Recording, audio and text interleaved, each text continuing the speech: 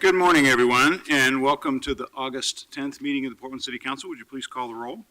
Saltzman? Here. Novick? Here. Fritz? Here. Fish? Here. Hales? Here. Good morning, everyone. Welcome. We have a full council agenda this morning. Let me just map it out for you a little bit. We have citizens signed up for communications up front. We'll do that first. We will then take a couple of time-certain items. Time-certain means... I'm sorry, you'll take the consent calendar, and then we'll take a couple of time-certain items. Time-certain means no sooner than that time, so we'll try to stick as closely to that as we can. Then we have our consent calendar and our regular calendar as well. Is there anything to be removed from the consent calendar? I don't believe so. And then we're going to reschedule one item from the regular agenda to the afternoon agenda. That is 9:37. So without objection, I'll do that. And if you're here to speak, welcome. We will take public testimony on the items where public testimony is appropriate. If you want to speak on a council calendar item, just let our clerk know and she'll give you an opportunity. We typically try to allow people 3 minutes to speak, and it looks like we might be able to accommodate that this morning. I know there's a student presentation here, so a lot of the people in the room are here for that. If you're here to speak on the council calendar item, you need to only give your name. You don't have to give your address. If you're representing an organization, you're required to let us know that, so please do. We follow the rules of decorum and common sense in this chamber, and that is if you want to show support for somebody's point of view, you're certainly welcome to give them a thumbs up or a wave of the hand. If you happen to disagree with them and want to indicate your opposition, a negative hand gesture, a polite one, is appropriate as well. But we ask that we not make vocal demonstrations or applause in favor or against our fellow citizens' points of view in this room. We make exceptions for students and visiting dignitaries, and I think we'll be doing that in a moment. So if you're one of those, you might get a round of applause. Otherwise, we try to keep it calm in here. If you're disruptive in the council chambers or interrupt other people, you'll be initially asked to leave, and if you don't leave, you'll be removed from the council chambers and excluded. So we hope we don't have to do that. We want to welcome everyone, and we'll start with communications item number 917. Request of Crystal Elinsky to address council regarding city mafia connections. Ms. Elinsky, are you here? Okay, let's move on to 918. Request of Kevin Martonic to address council regarding a resolution supporting the closure of Guantanamo. Mr. Martonic, come on up. Good morning.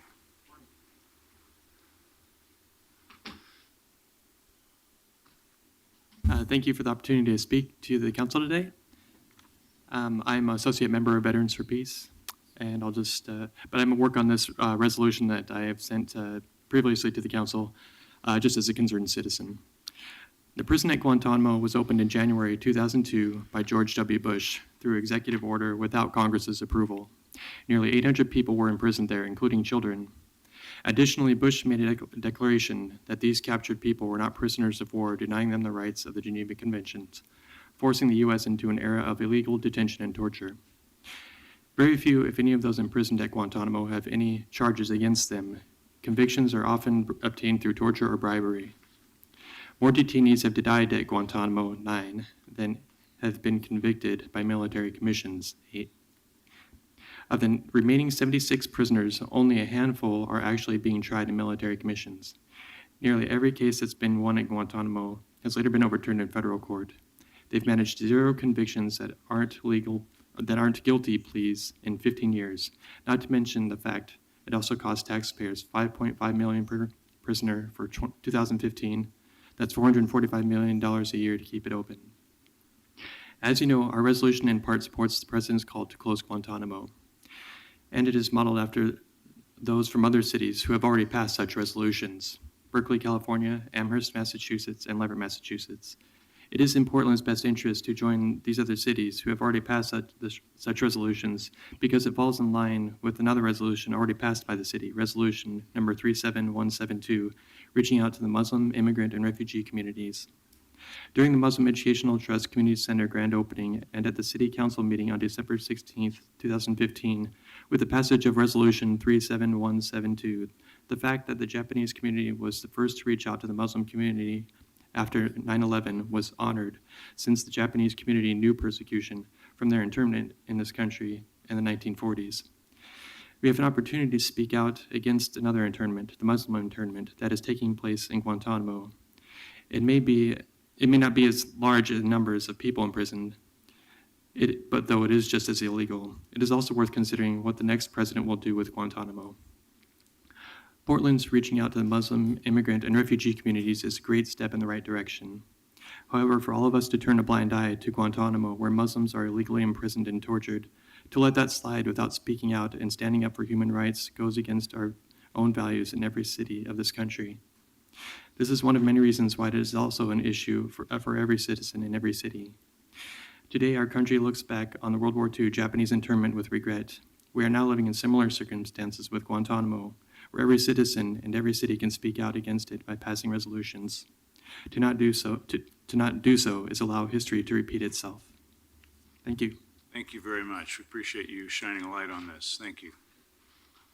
Thank you. All right, let's move on, please, to 919. Request of Megan Harrington Wilson to address council regarding a resolution welcoming cleared Guantanamo detainees into Portland. Megan, come on up, please. Good morning. Thank you for having us today. My name is Megan Harrington Wilson. I'm a volunteer with the local Amnesty International chapter, Group 48. Amnesty International envisions a world in which every person enjoys all of the human rights enshrined in the Universal Declaration of Human Rights. These rights apply to an Iranian imprisoned for speaking out at a student demonstration. They apply to a baby born in a North Korean labor camp, and they apply to the men at Guantanamo Bay detention facility in Cuba.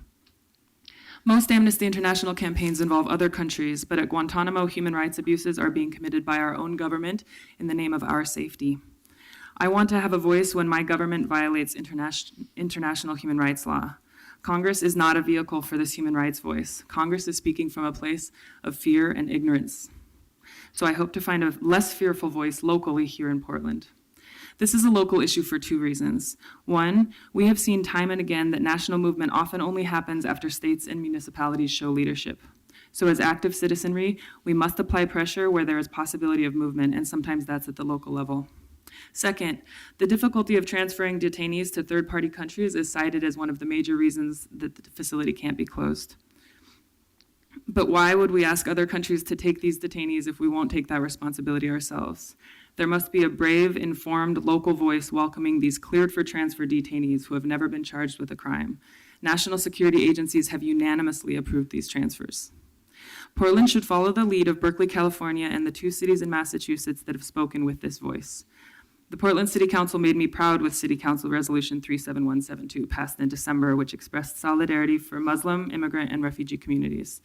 And I am proud to know that discussions are underway about the creation of a new Portlanders Policy Commission on par with the Human Rights Commission.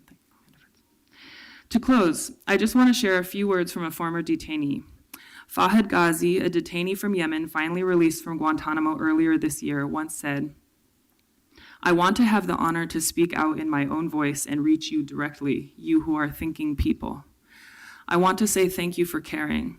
You are willing to view me as a human being, and that is something so precious to me."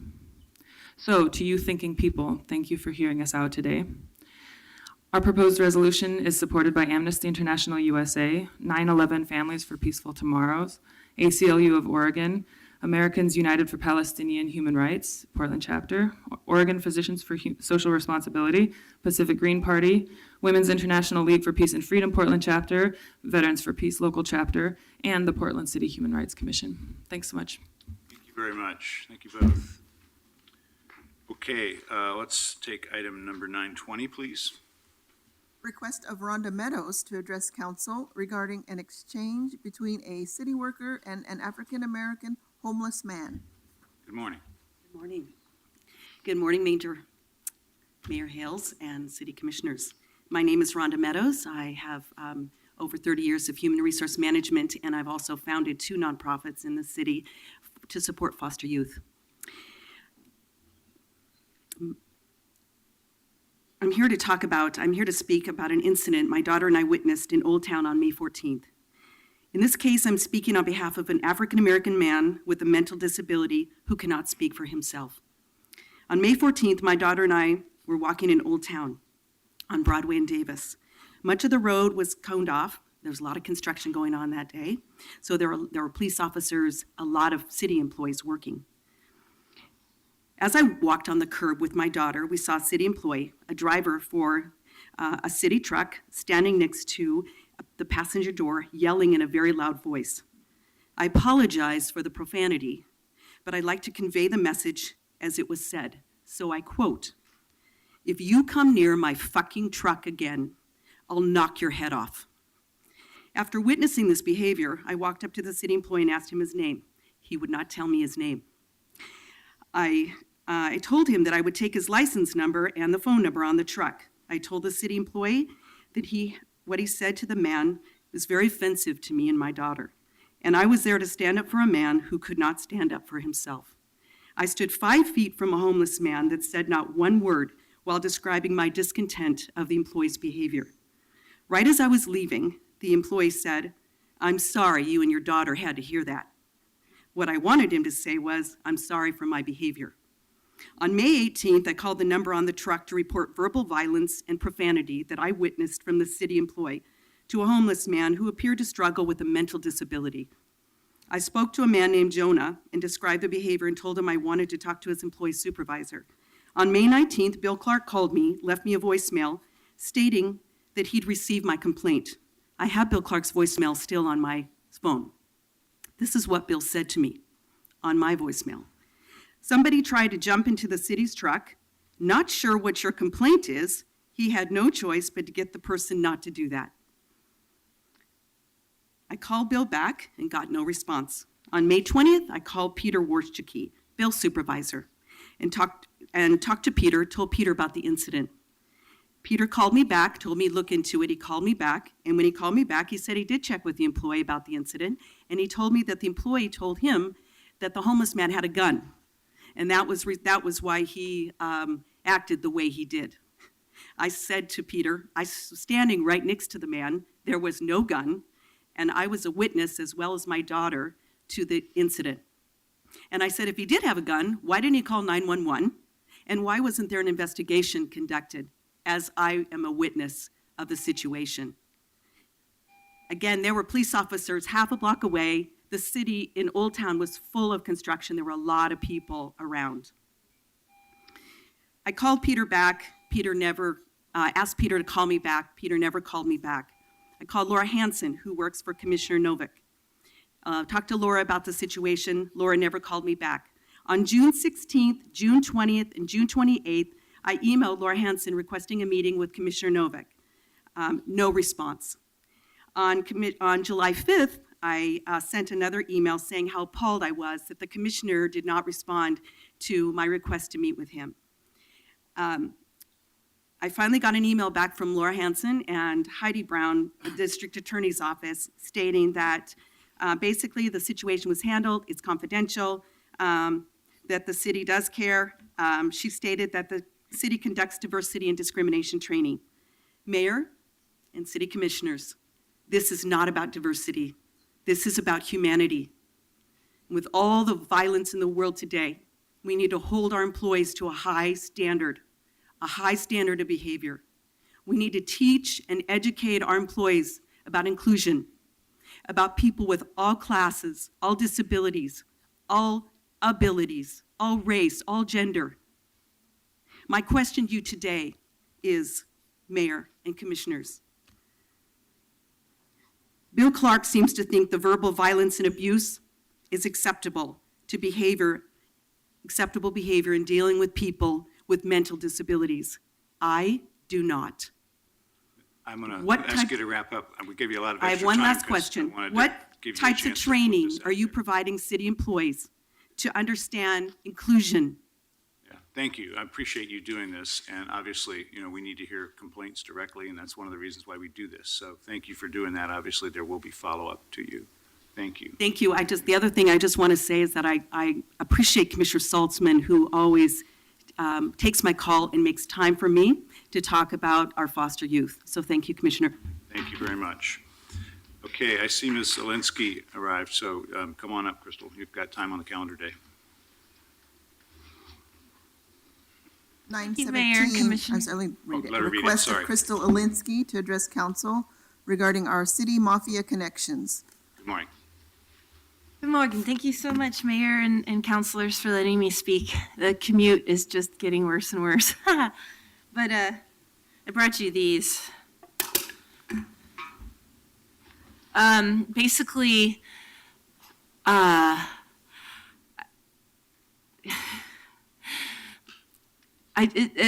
just so sad that I'm speaking on behalf of a person who's been coming to address you for years on some of these issues. And I'm shocked at the way that the public is treated. And people that I know that have, that don't get special time behind closed doors, that don't get special appointments, people that actually speak out on other forums, okay, that wasn't me, are being harassed. And I think it's really the issue that's going on is nobody wants to admit that this city is not being run as a city. It's about campaigns, elections, lining pockets, living in a bubble, for one. I'm just frustrated that we don't seem to have any contact with each other. And the people I hear speaking the truth, maybe I'll hear them on, well, KBOO radio, sometimes even Think Out Loud. And I've been coming here for years. I don't understand why we don't have a plan for our city on how to keep it sustainable. It's laughable that we keep putting LED titles on things like the elephant lands, and everybody know that's a complete hoax and taxpayer theft and torture of the animals. I don't understand why it's taken us since the 70s to raise, this one isn't even depositable, funnily enough, but we have BPA in our lining, and we can't seem to get like Monsanto banned from our city. So we're gonna have little side projects, pet projects that we do as commissioners and commissioner staff to make it seem like we're actually getting things done. In fact, we continue to lower our standards in the 30 odd years that I've been living here and pretending this is business as usual. I don't think you've read those books that I've mentioned, the Portland Confidential, et cetera. And it's probably time for us to not allow the status quo anymore. I understand you're all pretty much leaving. But when Ted Wheeler comes in and we continue to build Tyvek and particle board 3-story condoms everywhere. I mean, remember when we stopped Walmart from the Burnside? We were talking about the traffic it would cause, and the couplet came, and it's just been chaos in this city. I'm appalled in that you would treat people like Joe Walsh the way you do, and Mary Ang, who's here today. And I'll say it again, but we needed to have a moment of silence for those that have gone before us, like Keaton Otis's father. We don't remember the things that they told our city to do, and we haven't done them, not since Rain in the 1980s. Crystal, I need you to wrap up. Thank you. I'm just, please get me my deposit back. And I hear it's being raised to 10 cents, but let's get all the plastic. I have plastic bottles here, and don't cover the reservoirs. You're getting sued over the way you treat homeless people. It's embarrassing. Thank you. Thank you very much. Okay, we have one more citizen signed up to speak, and that's 921, please. Request of Jeff Cole to address council regarding Portland's historic and affordable assets at risk. Good morning. Good morning, Commissioners, Mayor. After we've lost the Lotus and 1,000 other contributions, will we at some point wake up to a rose that's lost its bloom? A recent survey by the Bureau of Planning and Sustainability, 7,000 Portlanders responded. The top 2 concerns of this survey, demolition and affordability. Now it's clear enough. Opposition to demolition is support for preservation. Opposition to demolition is support for preservation. This is no fiction. The Portland Way, what does that mean? Once we stopped a freeway through southeast Portland. And in doing so, we halted the demolition of 1,000 structures. Now, every 30 months, we demolish 1,000 structures, many of vintage stock of those who built Portland over a century ago. Let's take stock of that. Opposition to demolition is support of preservation. This is no fiction. Is the Portland way simply to imitate the Seattle way? Is Seattle's Ballard District the gleaming model? Will Portland Ballardize our close-in vintage neighborhoods? Will Portland follow up and dismantle our mosaic of neighborhood associations? Is Portland's way today the Murray play?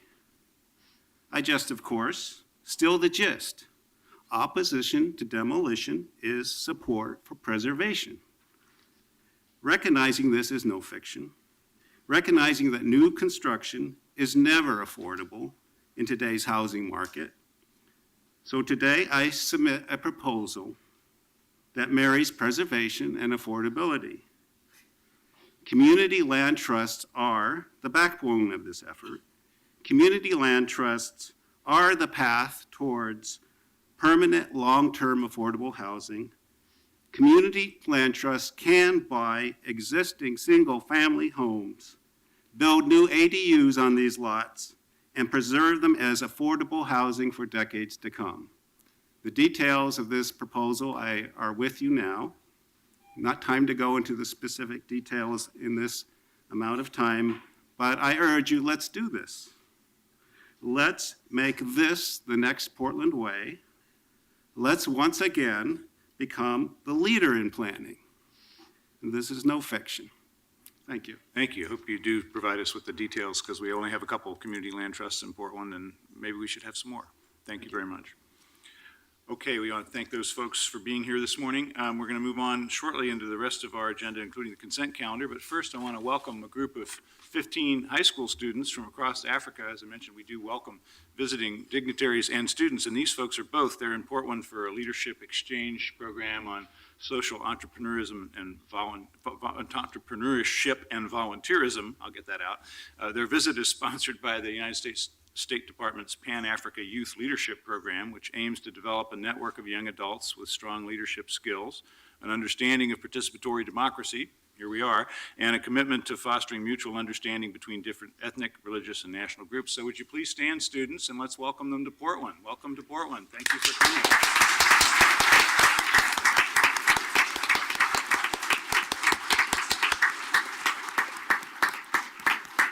Hope you learn a few things while you're here, and then I hope you also tell us what you think that we can make better in Portland. So thank you for being leaders. Thanks for coming today.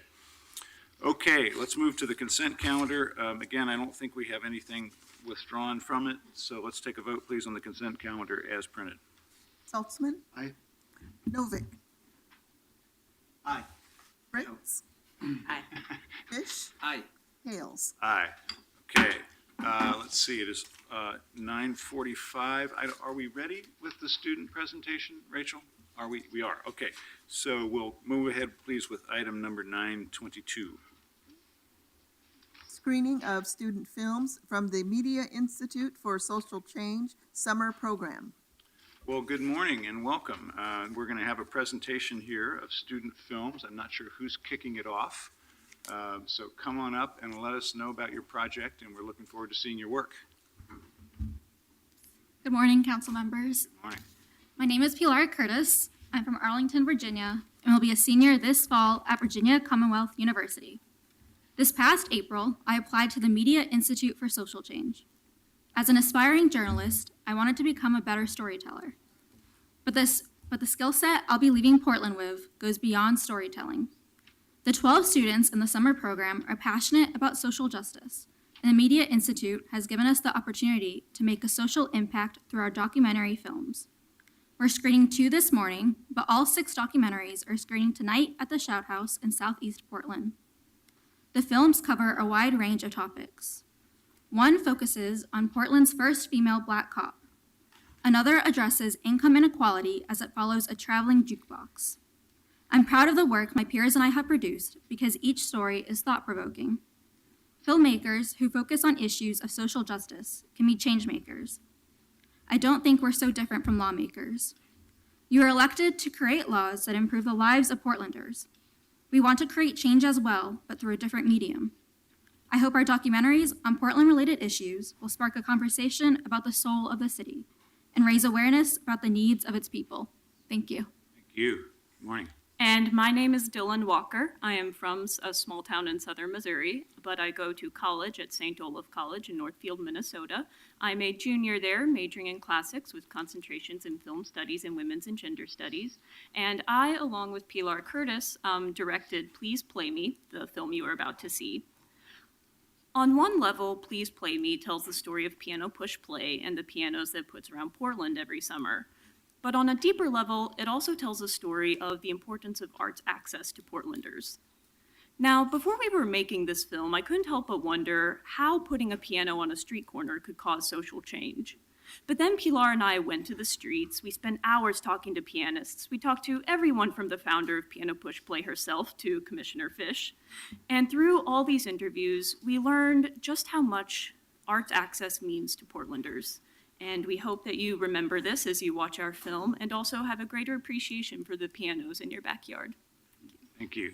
Thank you. Good morning. Hello, good morning. Thank you for meeting with us. My name is Trisha Patterson. I go to Western Washington University, but I'm from Camas, Washington. My film is on the DIA Foundation, which is an adaptive yoga program in Southwest Portland. And my film partner, Rashad Salah, we followed this man named Arion Moore.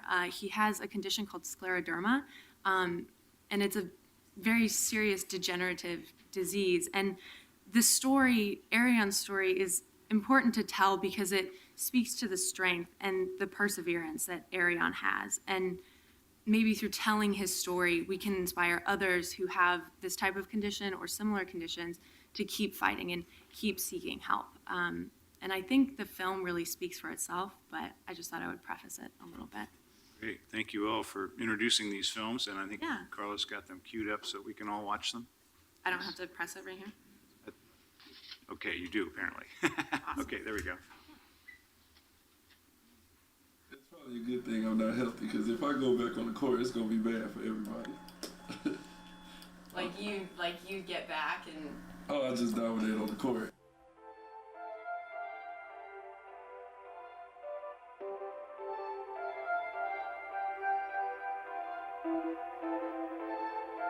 I grew up in East Palo Alto, California, which is a pretty rough neighborhood, but I was very grounded by my grandmother, so she didn't let me get in trouble. She was very strict. I was a pretty good student, straight A's. I did all the nerd stuff, they would have called it.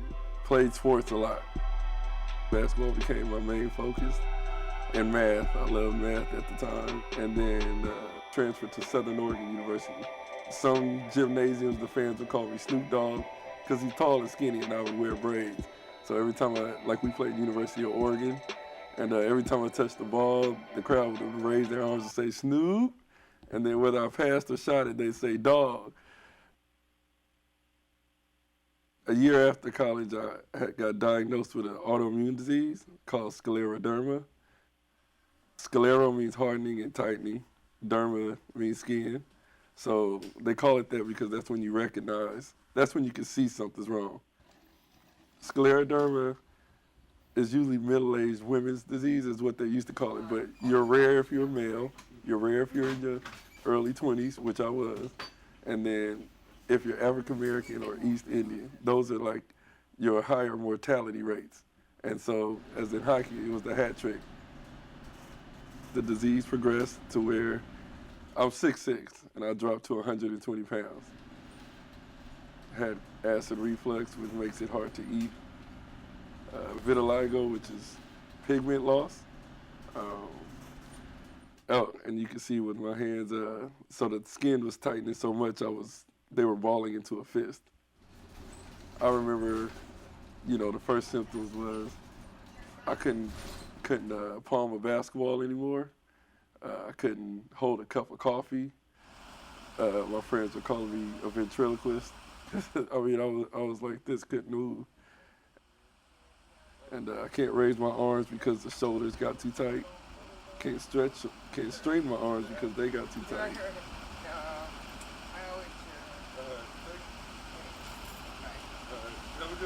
2012, I had a stem cell transplant. Now, a lot of patients have lung and hearts, so they get better. But my problem was the joints.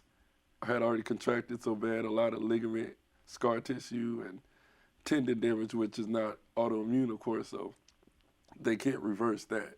2 days later, Thanksgiving morning, that's when I first noticed my skin started loosening. And I was like, oh snap, I can move my wrist.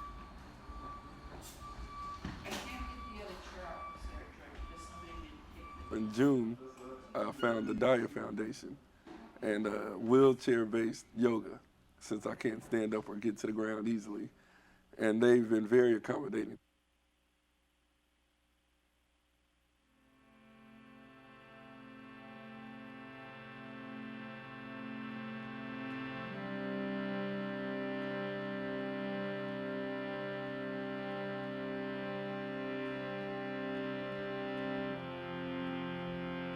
They have someone set aside to help me with a lot of the poses because, as you see with my limitations, I still can't do some of the basics alone. They extended a scholarship, so that was great. They have a normal exercise. One of us will come up with an idea of how I can still get that same stretch. They'll just adapt to my limitations and range of motion.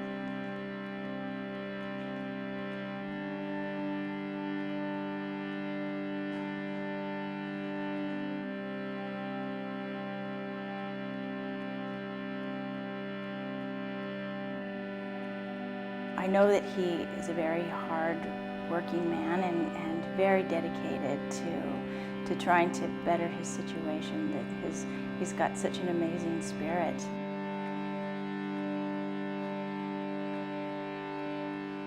You know, I'll reach out to people in the community and just say, hey, this is my story. I was here, I was an athlete, got a degree in criminology, was working in the field, and then I ended up in this situation.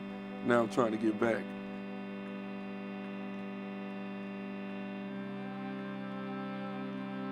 No doctor can really tell me what to do because they've never seen it. I'm one of those people that you tell me something that, as long as it's not a super high, risk of death or injury, I'm in it. I'll try a lot of things. I can't foresee the future because I don't know what it is, but I do know I'll be back working. Every 6 or 7 months, I need less help doing a lot of things. Every day I'm thinking about what I'm gonna do next, as far as a year or two from now, like when I'm gonna get back to work. My whole 90% of the day, I'm just thinking about getting better and getting back to work. The biggest thing with a disease that can disable you is being active. And the people around you don't even want to be around. They don't want to see no one deteriorating and not trying to get better. Arion, he is involved. He has that community of support, and so maybe when some of his friends and associates see the benefits that he's been able to derive from coming here, that maybe more people will come. I'll get to the point where maybe I can shoot free throws from a weird angle, but can still go out and play.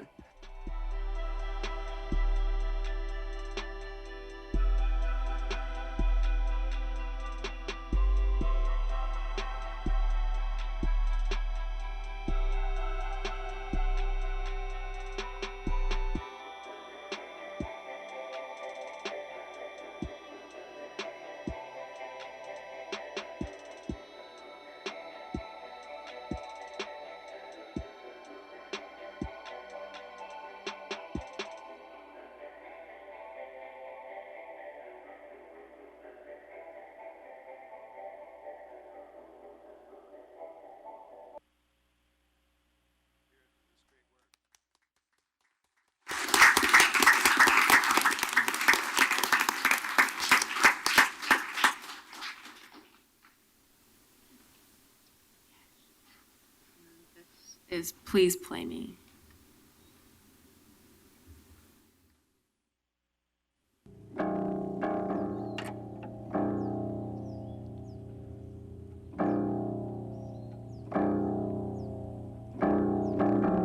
I started tuning for piano push play, I think, if I remember right, would have been about 4 years ago.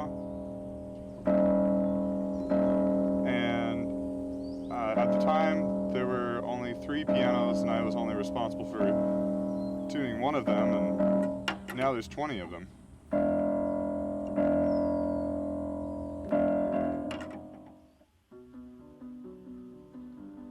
Piano Push Play is a project where I rescue pianos and I put them out on the street for anybody to play.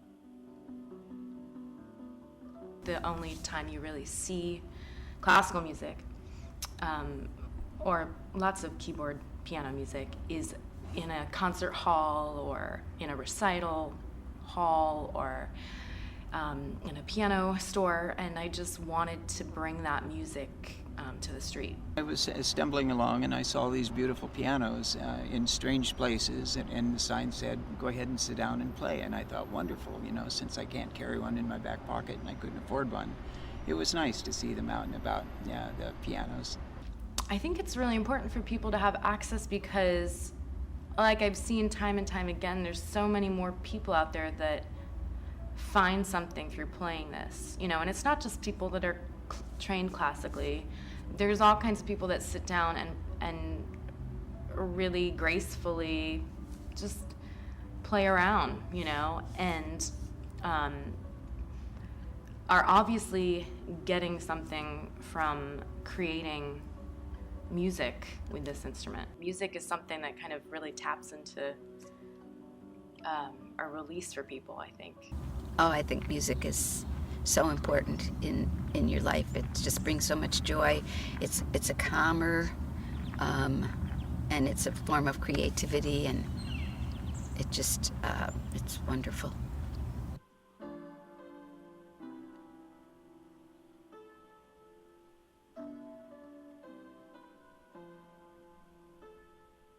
I think art and culture is part of our soul. I think it's part of what makes Portland special.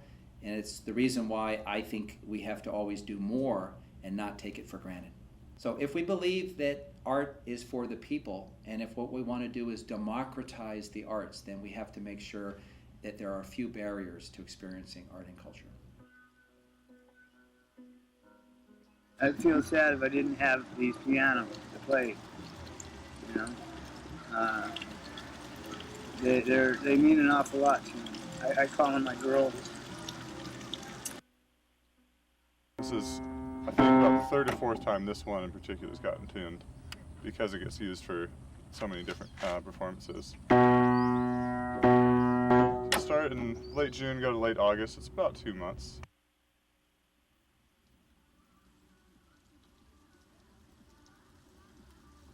So when the summer is over, a lot of the times people have reached out to me throughout the summer once, you know, they've seen all these pianos, and a lot of them wonder, where do they go? And they go to a big variety of places.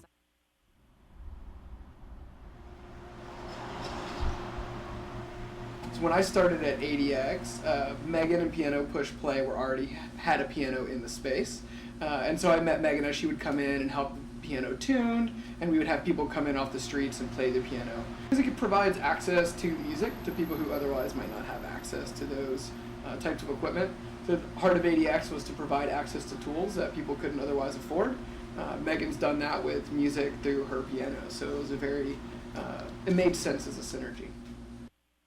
Pianos take a lot of effort to maintain, and they're complicated instruments to build, and they're not cheap, they're not easy to move, and so a lot of people don't have access to pianos. And some of those people are people who play very well and don't have the resources to have a piano in their own personal life. And not only that, having a piano in the park I found brings a lot of people together who otherwise might not interact. I think what the pianos around Portland do is they raise our spirits. And I hope the idea takes off, because who would have thunk it? You just put a piano in a public space and all this magic happens organically. I think all the aspects that make this project work are in every city. I know that there are kids that play piano in every city. There's artists everywhere. So, you know, I think this project can easily happen anywhere.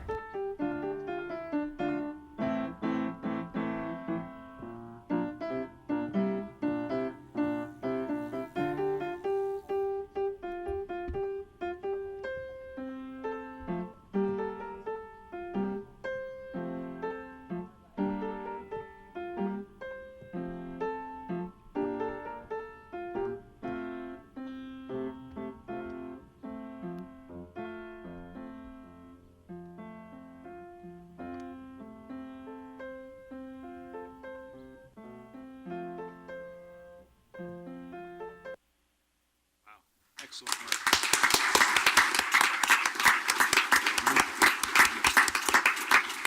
Thank you very much for bringing this to us today. So there's 6 films in particular about Portland in the project. They're all being shown at a screening tonight, right? Tonight at 7:30 at the Shout House in Southeast Portland.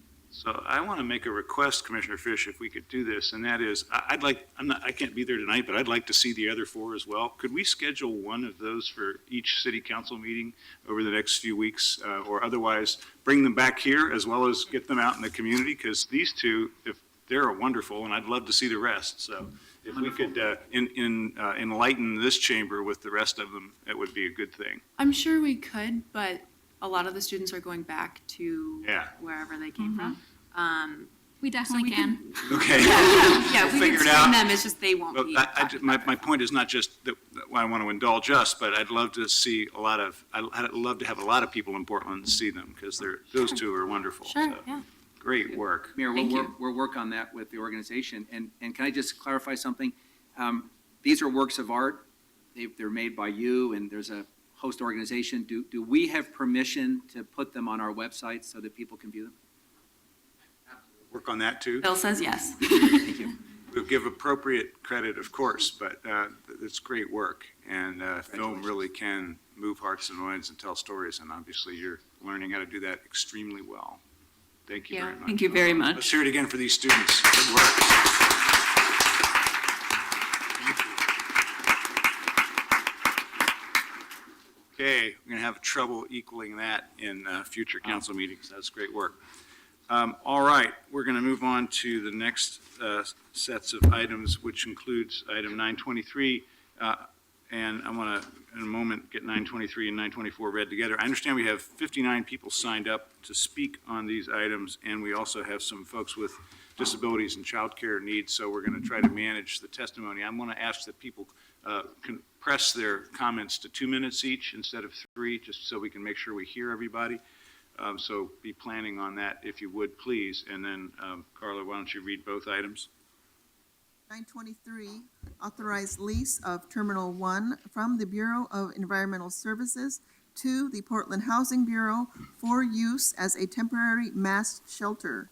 And 924, authorized application to Metro for an equitable housing planning and development grant in the amount of $100,000 to assist the Portland Housing Bureau in conducting pre-development work on the Terminal 1 site to determine feasibility of the Oregon Trail to Hope project. Okay, Commissioner Salzman. Thank you, Mayor. Today we'll be hearing 2 items regarding the proposed use of Terminal 1. The first is a lease agreement between the Bureau of Environmental Services and the Portland Housing Bureau for the Terminal 1 property, which would allow the Portland Housing Bureau to enter into a use agreement with Oregon Trail of Hope for use as a privately funded shelter. Secondly, we have before us a grant application to Metro for $100,000 to assist with the pre-development analysis to determine the feasibility of using this site for a homeless service center campus, as well as for transitional and affordable housing. Over the last year, this city council has taken tremendous strides to assist the homeless members of our community. We've strengthened our commitment to homeless services in a new partnership with Multnomah County, adding $20 million this year to our efforts. This council has also increased its commitment to what we all know is the long-term solution to this crisis, and that is more affordable and supportive housing. We've established a construction excise tax dedicated transient lodging taxes from short-term rentals to constructing affordable housing. We've increased our urban renewal funds committed to affordable housing, and we've referred for voter approval an affordable housing bond measure for this November.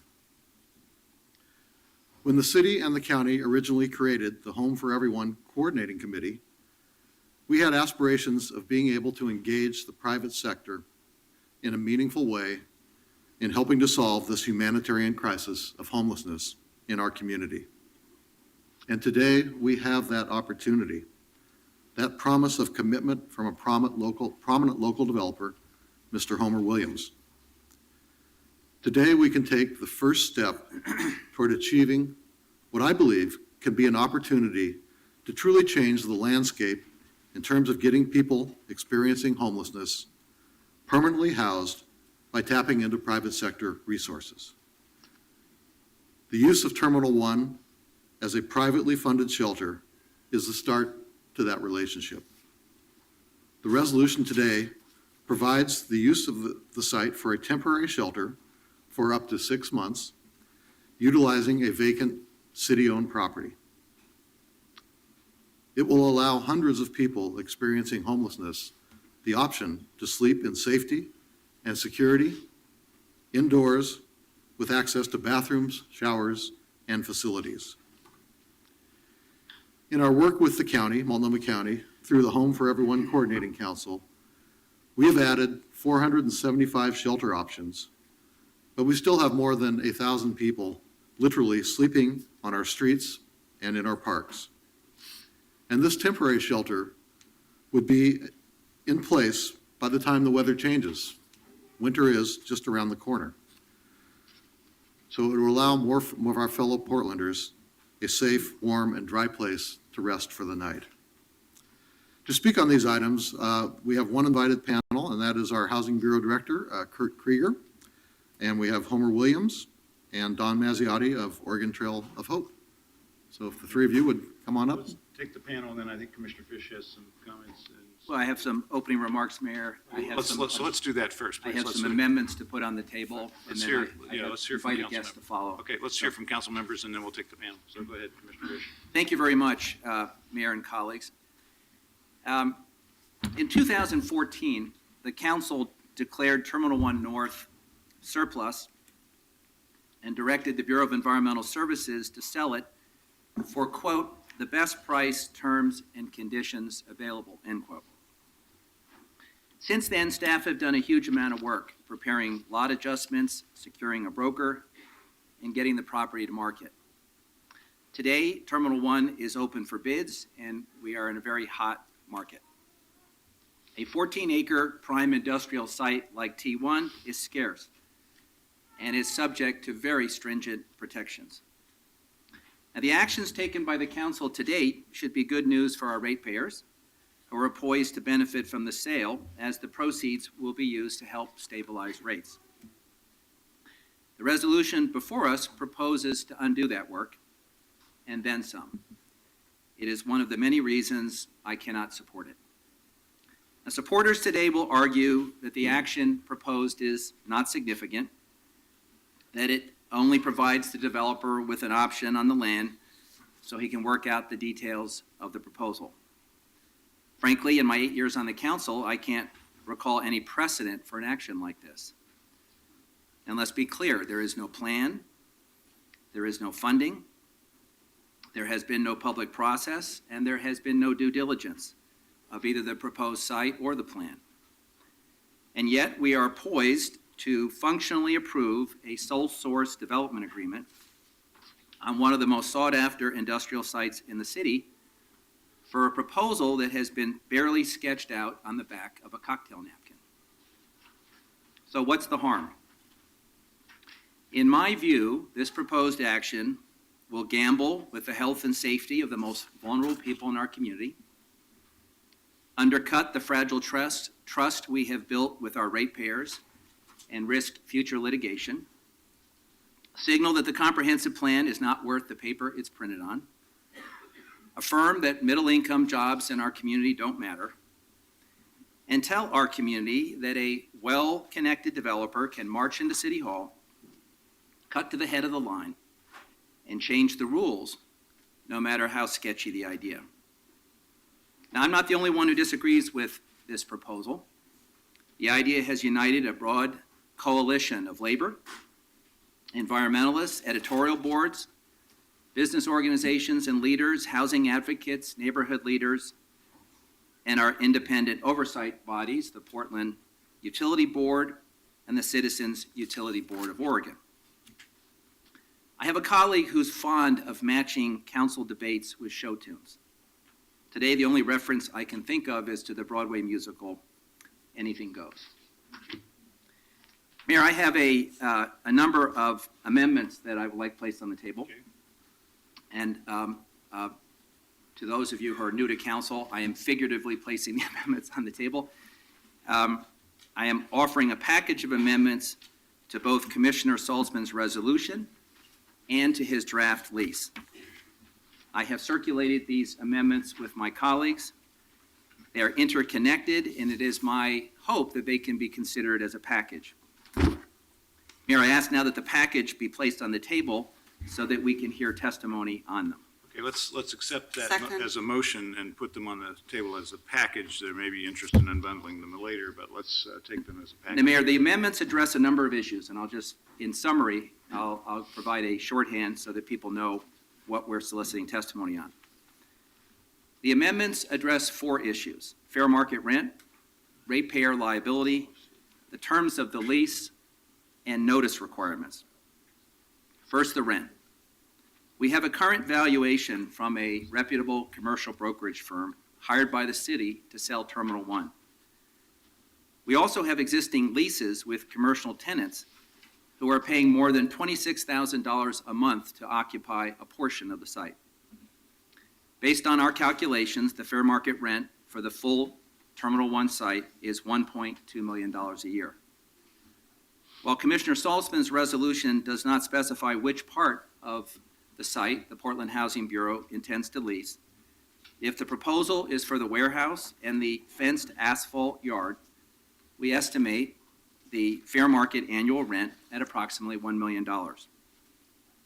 But because Dan and I have a significant disagreement about what is an appropriate rent to reimburse our ratepayers for this asset, and because it is illegal for ratepayers to subsidize a homeless shelter, I am proposing that the Office of Management and Finance engage a third-party professional to determine the fair market rent for whatever portion of the site Commissioner Salzman or Homer Williams or whomever propose to use. The second amendment concerns utility liability. While Commissioner Salzman's resolution makes clear that he is attempting to hold ratepayers harmless for non-utility related activities, I propose that the city compensate BES from the general fund for all activities, including broker's fees and other costs associated with the disposition of the property, should this council choose not to go forward with a sale. The lease term. I am proposing to clarify the relationship between the initial 6-month lease term, any future proposed extensions, and the housing state of emergency. Specifically, that any lease extension beyond the initial 6 months return to council so council can hear a progress report and decide whether it is in the public interest to extend the lease. And finally, notices. I am proposing a relatively minor change to ensure that as the property owner, the Bureau of Environmental Services receives in a timely manner copies of all permits and approvals obtained for use of the premises by the Portland Housing Bureau or any third party. For example, Terminal 1 is located in a Superfund site and has been cleaned only to an industrial standard. I am therefore proposing that we require that the Housing Bureau or its assignees immediately notify the Oregon Department of Environmental Quality of the proposed change from industrial to residential use and copy the Bureau of Environmental Services on any correspondence about site changes needed to meet the residential public safety standard.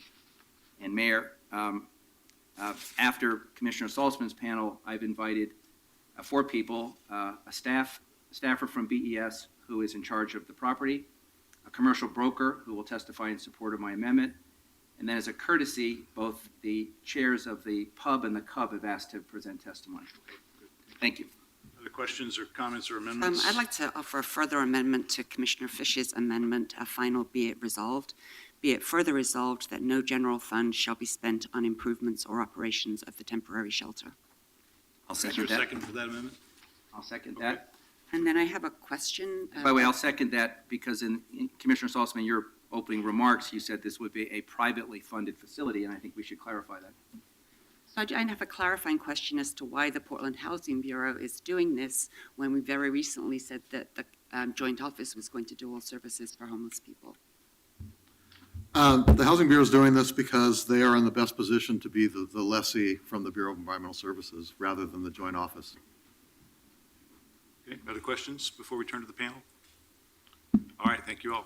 Kurt? Mayor Hales, members of council, my name is Kurt Krieger, Director of the Portland Housing Bureau.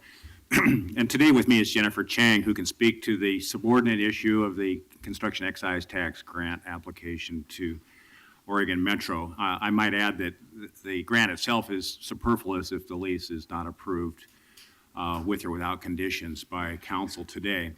So today, Portland has an opportunity to change the status quo with respect to safety on the streets for residents, for visitors, and for homeless people.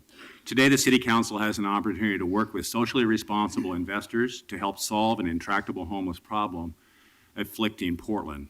This may be a moment in time, a singular opportunity. Portland's point-in-time count of homeless people in 2015 found 1,887 unsheltered people. With some 521 year-round shelter beds available, we are able to serve 28% of our need. In comparison, using the same metrics and data sources, Seattle is serving 74% of the need, San Francisco serving 47% of the need. The unsheltered homeless of Portland and the real and persistent needs of over 1,800 people have driven the city and our shelter homeless partners, many of which are legacy partners like Join, Central City Concern, Transition Projects, and Home Forward, to more than double the supply of permanent supportive housing and increase resources for rapid rehousing, all of which you approved as a council, from about 1,900 in 2008 to over 5,000 in 2016. Indeed, our shelter population of vulnerable men, unsheltered population of vulnerable men, women, and families would have been much greater, at least double over what it has been, had you not made those investments. The continuing commitment to do a better job of serving the homeless and increasing safety on the streets was the impetus behind the creation of the Joint Office of Homeless Services. Home for Everyone, the regional partnership to guide policy and programming for the homeless and people at risk, has set a goal to reduce the homeless by 50% in 2 years. The proposal before you today is a private initiative using largely private resources to help us meet that goal. Oregon Trail of Hope is audacious, it's ambitious, and their leaders are here today to help describe their vision, working in alignment with the city, the Joint Office, and community-based advocates and service providers to accomplish our goals. Indeed, their proposal will get us halfway to our goal in 2017. The resolution before you today authorizes a lease, which is the beginning of a long and arduous community engagement process. Following actions by the council, we'll work with the adjoining neighbors to alleviate safety and security concerns, with the Joint Office and selected service providers to establish levels of care and measurable outcomes for which the Bureau will continue to monitor. This is a temporary short-term lease which does not impair or diminish the city's long-term financial interest in the real property itself. Legitimate concerns about the fiduciary obligations of the city to utility ratepayers will be addressed. If an offer is made on the property without contingencies for the use of this site, that will establish the market value of the property. And I would submit to you that an offer without contingencies is the true market offer, not necessarily another appraisal coordinated through OMF. And frankly, I think you'll likely have an offer before an appraisal is complete. Zoning is not affected by the short-term leasehold interest. Long-term supply of land for industrial purposes, writ large in the comprehensive plan policy for no net loss, is unaffected by the short-term leasehold interest. And last, I would say that the environmental risk and exposure is unaffected by the lease because we're not disturbing the paved property. And DEQ has, to our satisfaction, indicated that the property is safe for residential habitation purposes. We'd be happy to provide written documentation to that effect. I think people are going to want that, yeah. Absolutely.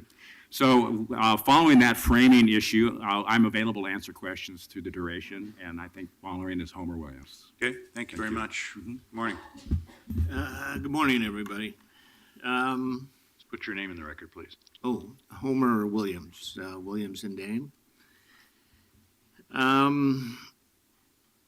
Believe me, I'm as surprised to be here as probably you guys are. You know, this started a few months ago on a business trip, and you know, I think I was introduced to something that to me was pretty remarkable. Now, I'm like a lot of guys and a lot of business people. You see somebody, you give them a little money, they go get some breakfast, and you feel like you've done a lot of good. What I've learned is that is not a solution. It just makes you feel good. And what I also have learned, how much good work is being done by the city and county, and how many good people are working in this field. I mean, it's remarkable. Unfortunately, the problem is bigger. It can't be solved, and you guys should not have to try to solve it all yourself. Our homeless, it's our problem. It's a community problem. And I think that it's imperative, if we're going to make progress, that the public and private side need to both get involved. And so that's my commitment. I want to try to do that. In my business, it only starts with the land.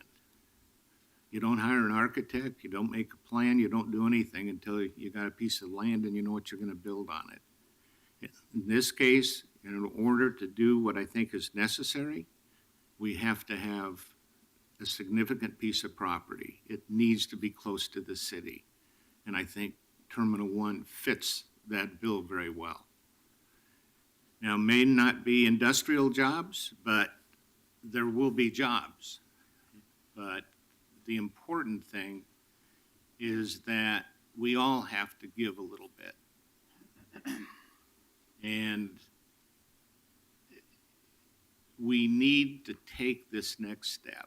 We need to see if we can involve who I think we can. I've talked to lots of people.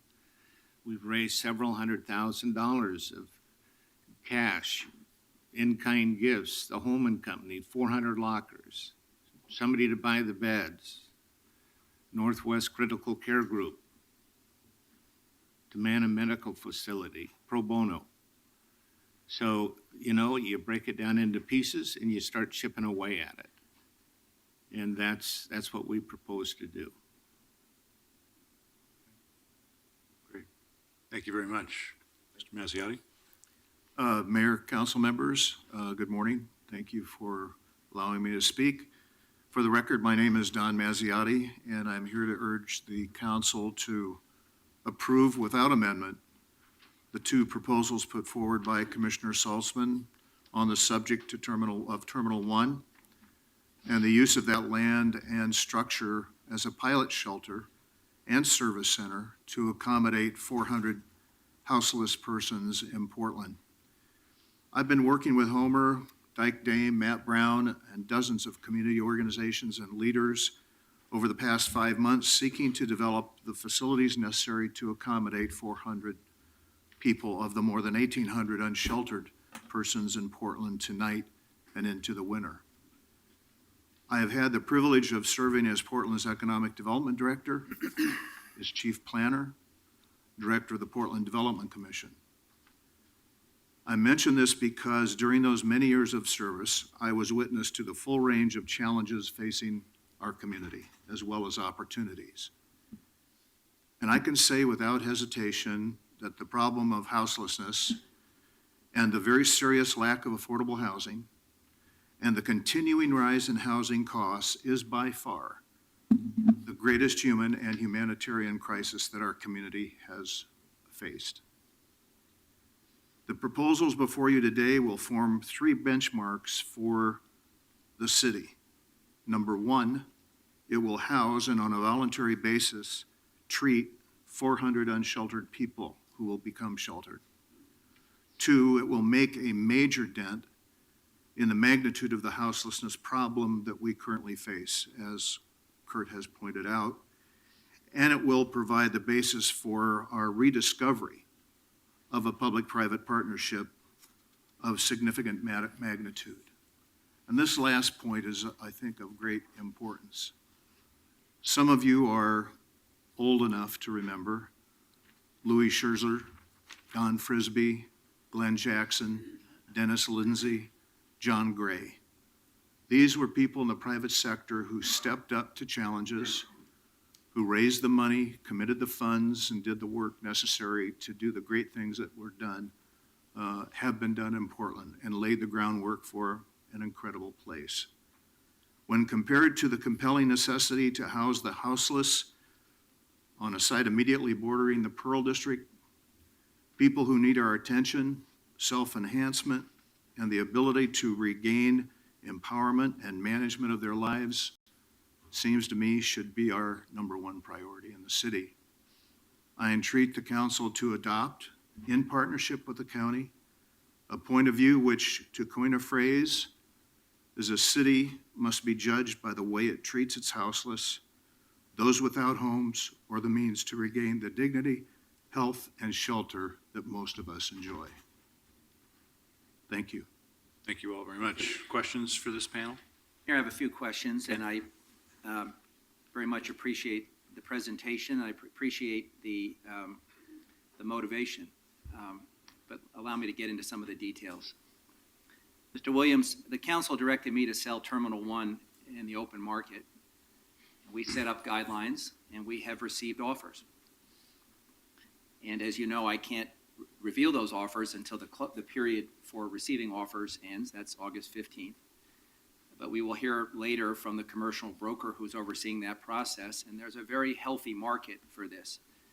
And we're hopeful we can find a buyer willing to offer between $8 and $12 million. If Terminal 1, regardless of the zoning challenges, is the preferred location for the vision that you're pitching, why don't you play by the same rules everyone else is and make an offer on it? Well, first of all, the reason that we're even talking about a temporary facility is because of a current problem right now. And we're trying to do something on a very cost-effective basis. Well, sir, if you made a competitive offer and secured the position, that you can use it for whatever purpose you seek. I'm just asking, why have you not submitted a bid for the property if ultimately you believe this is the best location for the vision that you have brought forward?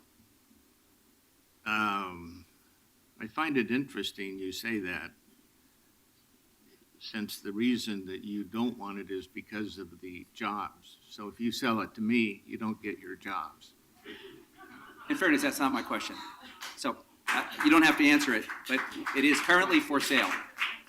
And you have not made an offer. That's and you've correct. made no effort to make an offer. That's correct.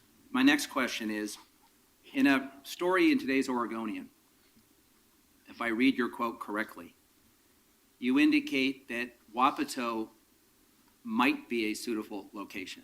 There's a question about its proximity to downtown, which I'm sure TriMet could cure with a bus to the max. But you make some reasonably positive statements about Wapato, which is, after all, a protected 26-acre area, and a building that, according to the story, the county is looking for a buyer and may be willing to accept a real bargain on the site. Have you considered making an offer on Wapato as an alternative location for the vision that you're bringing forward today? Well, first of all, I don't consider Wapato viable. So no, the answer to that's no. We have an amendment on the table that goes to the question of the city's investment in the shelter, the 6-month shelter. Correct. Do you currently have a budget for that shelter? Once we have control of the property, okay? We've been working, but we have a lot of work still to do, Fair enough. and we'll have it shortly.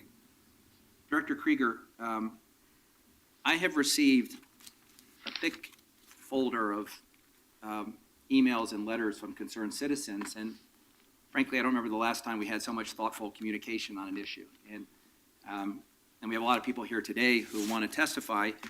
That's healthy. However, whatever the outcome of this, it's healthy that we're engaging the community. There are 3 voices which are conspicuously missing from my packet.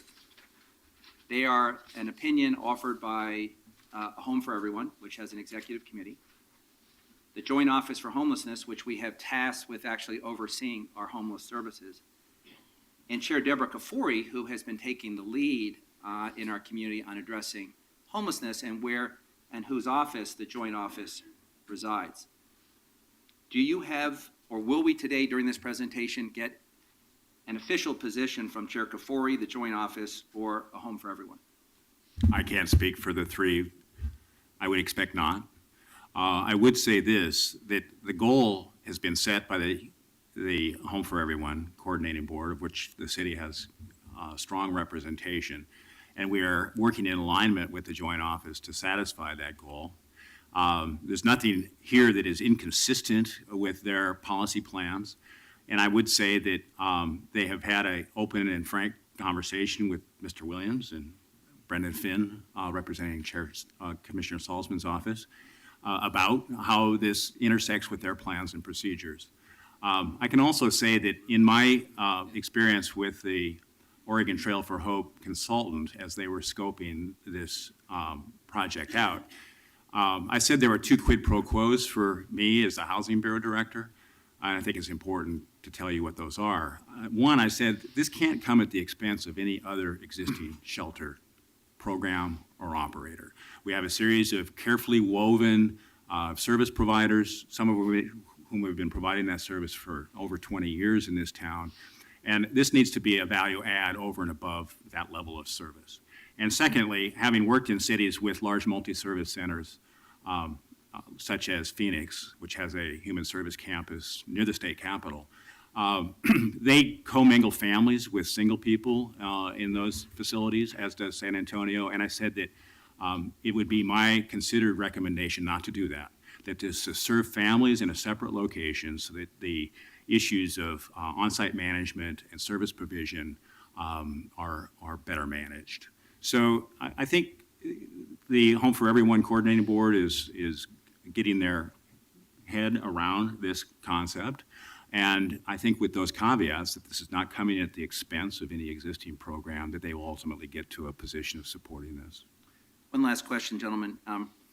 I put forth this morning a relatively benign package of amendments, and I was struck that already from this panel we have such vigorous disagreement about those amendments. So I just want to, on the one principled issue upon which this council cannot bend, which is the fair market rent for this transaction, since it is illegal for ratepayers to subsidize this enterprise. I just want to make sure I understand your position. Mr. Mazziotti, your testimony is that we should move forward today without amending. My amendment simply states that we need to have a third party determine what is the fair market value. What is your objection to that, sir? Well, first of all, this is not a for-profit venture. This is a venture to provide assistance. Please, Mr. Mazziotti, what's your objection to having a third party establish fair market rent? My objection is that we're not looking at the rental market and for-profit valuation terms. We're looking at it in order to provide a facility that would serve 400 houseless people in the short run. So let me just pursue that. We have existing tenants on the site who are paying commercially reasonable rents. Do you believe we should offer the site to you at less than the existing commercial tenants? Yes or no? I'm sorry, I didn't get the whole question, That's Commissioner. because Mr. Williams was talking to you while I posed it. So let me ask it again. Let me take a Let me ask stab it at again. No, let me ask this way. He has testified, Dan. I'm going to ask Witness. the private party who has come forward to run this. You have said in your testimony that we should adopt the resolution without amendments. That is correct. My amendment says we should establish the fair market rent. And you can do that a number of ways. We'll hear from the broker later. You can look at the existing tenants who are paying us rent, and you can claim that that is a fair market rent because that's what they've been willing to pay. You can make up a number, or we can ask a professional to give us a range of what is the fair market rent. Is it your testimony that we should not attempt to have a neutral provide the fair market rent for this property? It's my position that this is not a for-profit venture. Okay. That market rent is not relevant when we're talking about public interest and public use. Okay. This is in public ownership and for a higher and better purpose. Folks, no applause, please. Folks, you may not have been here earlier, but I ask that you make thumbs up or thumbs down gestures, but So applause interrupts the process. I'm not going to have a lengthy discussion about that on the record because I've spent the last 3 years defending a lawsuit against the city on this, and I don't have the luxury of being cavalier about that question. Kurt, to you, do you have an objection to a third-party professional with some agreed-upon criteria to set the fair market rent?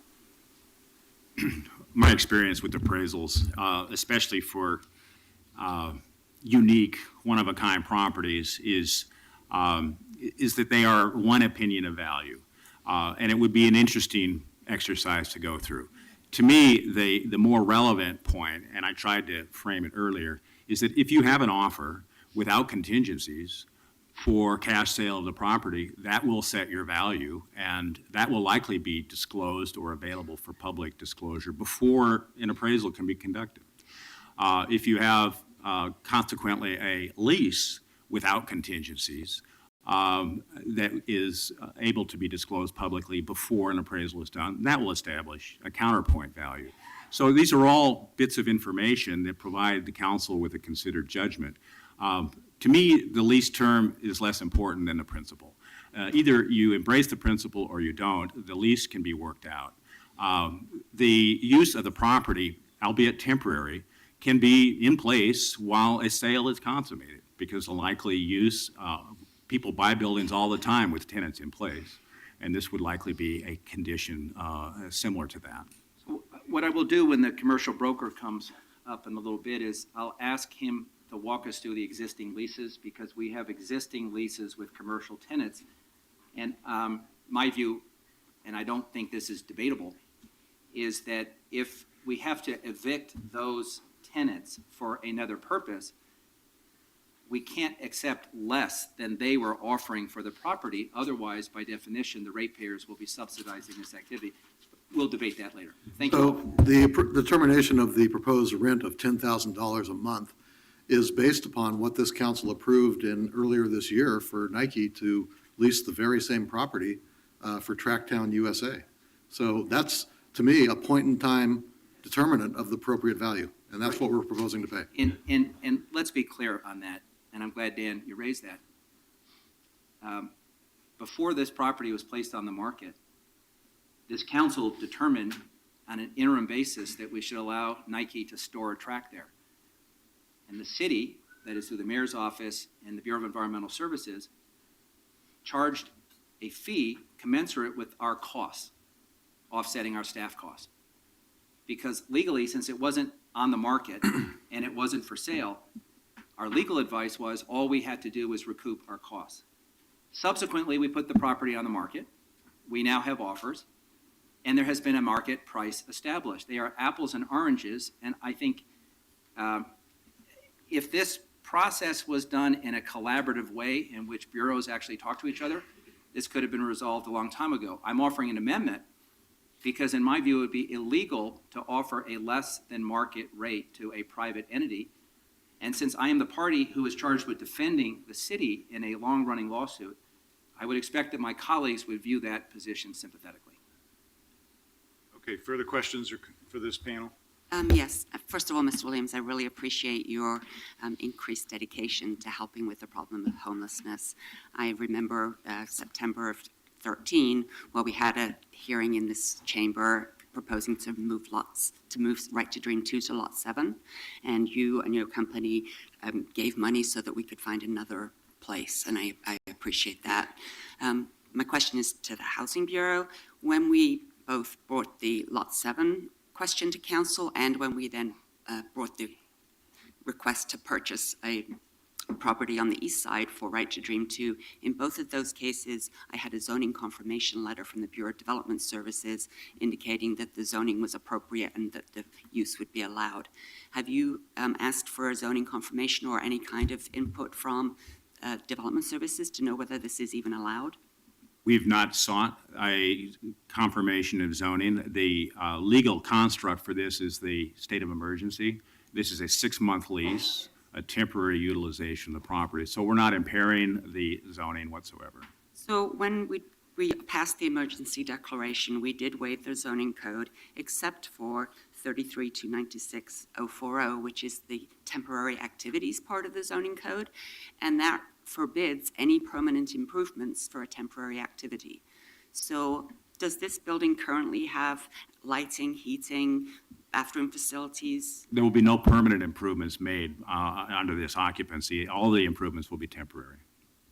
How are you proposing to heat it? There will be temporary, probably propane heating plant. There will be sanitary facilities, also temporary. There will be washing facilities, also temporary. There's going to be no disturbance of the soil or the paved surface of the property because of DEQ's underlying concerns about the soil. Is it paved now? The portion that we are leasing is paved, yes. And so you're proposing to service 400 people with porta potties and portable showers? I think it'll be more elaborate than that, but this can be done without difficulty and not be a permanent installed plumbing, electrical, and heating system.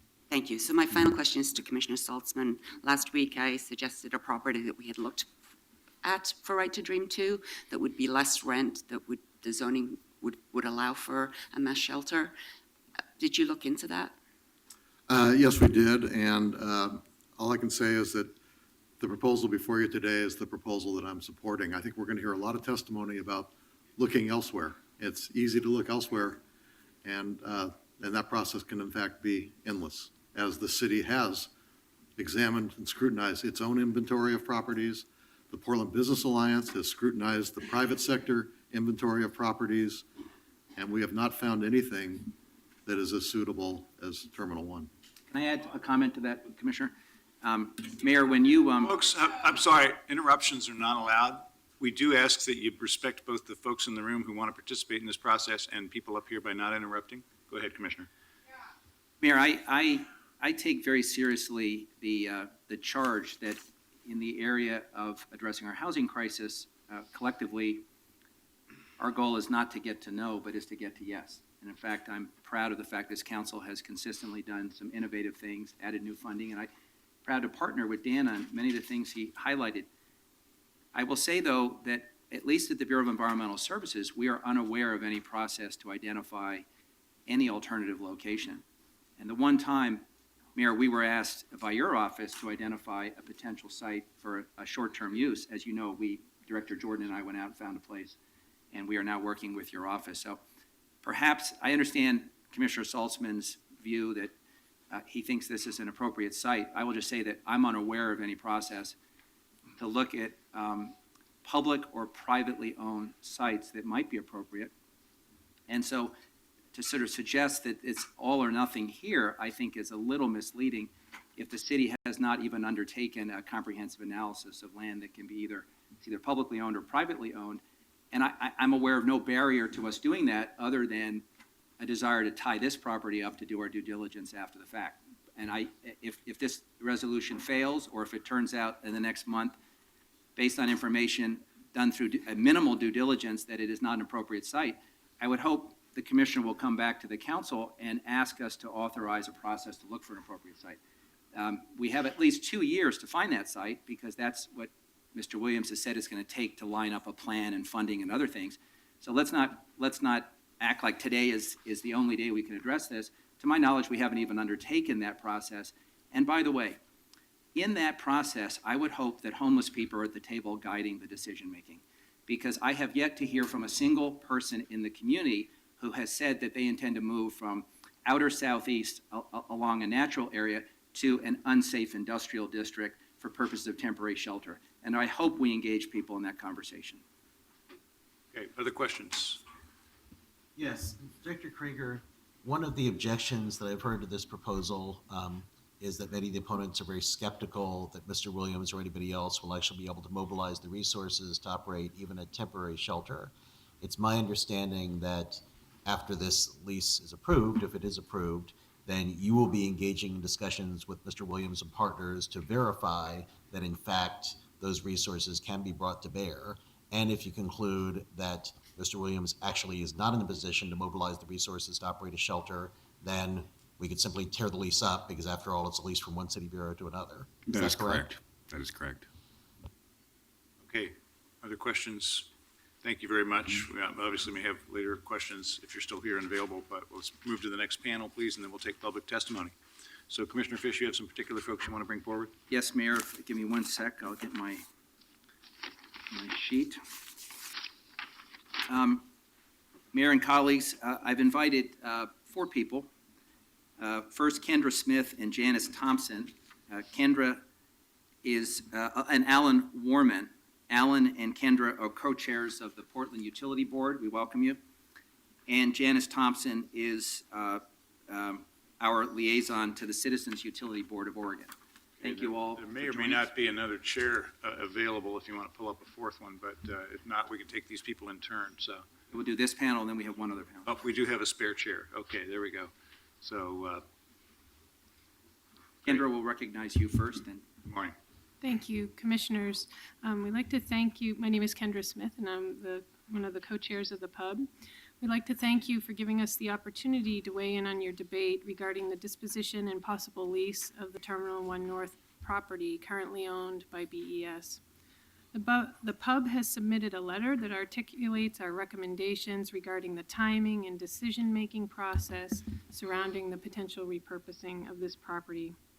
As you're aware, the Portland Utility Board was formed to advise City Council and the city's utilities regarding delivery of service, use of funds, and to rebuild the public's trust.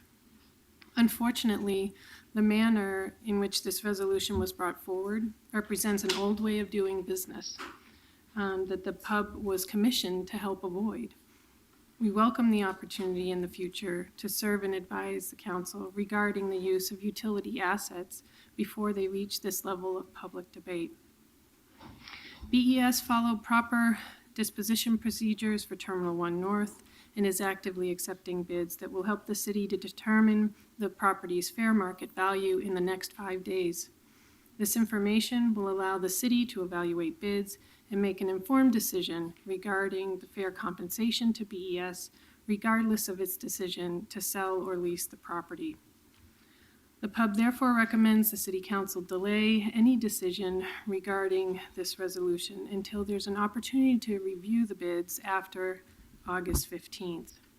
Furthermore, the delay would provide the city the opportunity to address other concerns we articulated in the letter, including documentation of the market-driven lease rate that fully compensates the utility for the use of the property, documentation regarding lease terms, risks and liabilities, and insurance should the city decide to enter into a lease rather than complete the sale process, and to do adequate due diligence of the proposed use and potential conflicts with the zoning code, the comprehensive plan, the industrial land supply, infrastructure and site improvements required, and the opportunity costs associated with an alternative use and contingency planning.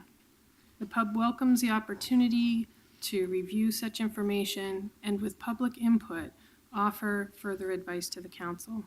It's critical to avoid any perceived or real conflict in the use of utility funds for city activities unrelated to the provisioning of utility services.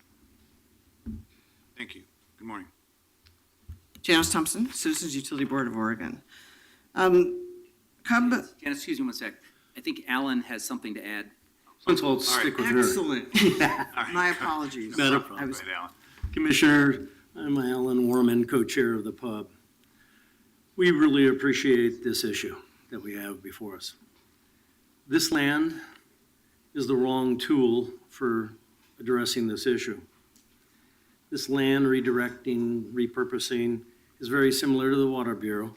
Funds that were spent on the Water House and on the Rose Festival facility on Nato Parkway.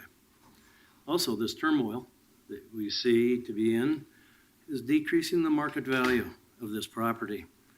And it also impacts Portland as a reliable seller of property that's unused. Anyway, thank you. Okay, Janice Thompson, Citizens Utility Board of Oregon. First point is CUB does not support the proposed 10,000 monthly rental. Does support the amendment to obtain an independent evaluation of the fair market value. I concur with Commissioner Fish's apples to oranges characterization of trying to compare the 10,000 with a fair market value. Also, CUB supports the proposed amendment regarding reimbursement of the Bureau's sewer fund related to the costs incurred in marketing the site. This is, I think, a bigger picture angle to this is that not only does this proposal kind of undermine future use of the surplus property policy by BES, but also of the use of that policy by any city bureau. So I think, there's a bigger picture angle here to consider. Now, CUB would support postponing today's proposed actions until after the completion of the bid process, but it really does seem like there has been damage already done with, and again, specific damage to BES ratepayers, but also bigger picture damage relationships with brokers, the increased likelihood of skepticism and possibly lower bids, from any future surplus city property proceedings. So, we definitely recognize that, the role of the housing emergency declaration to allow kind of actions that are a reversal of previous actions. It really does seem like this is a case where that authority is being used to overturn pretty significant previous council actions. And I think we would be concerned about those proposed changes kind of negatively affecting the rates, the interests of BES ratepayers, even if due diligence steps had been taken. But I think what's particularly troubling here are these steps are being proposed with very minimal due diligence. And I think that's worth highlighting, particularly in this environment where legal action has already been taken regarding the use of ratepayer dollars. So to summarize, firmly believe that the $10,000 rent is not acceptable. CUB supports the other proposed amendments, but more broadly is very much concerned about the impacts on BES ratepayers, particularly given the lack of due diligence on the proposals before you. So did the CUB testify in opposition to the lease to Nike, or Nike's lease of Terminal 1 for $10,000 a month? I actually looked at that and did not, because my understanding was that it was a temporary item that was only an option because the sale process was going on. In other words, it was a situation where So the answer is no. it wasn't The answer is no. actively released, and so it's Okay, like so you didn't testify. Did the Portland No. Utility Board take a and position? no, because of, just let me finish, because we didn't see it in a problematic way and agree with Commissioner Fish's characterization of like it's an apples and orange situation. Since the question is to me, and I can describe the conversation I had with the No, mayor. I asked the question We of the CUB. had no intention of leasing the space to any party. We were about to put it on the market, and actually had qualms about using the space.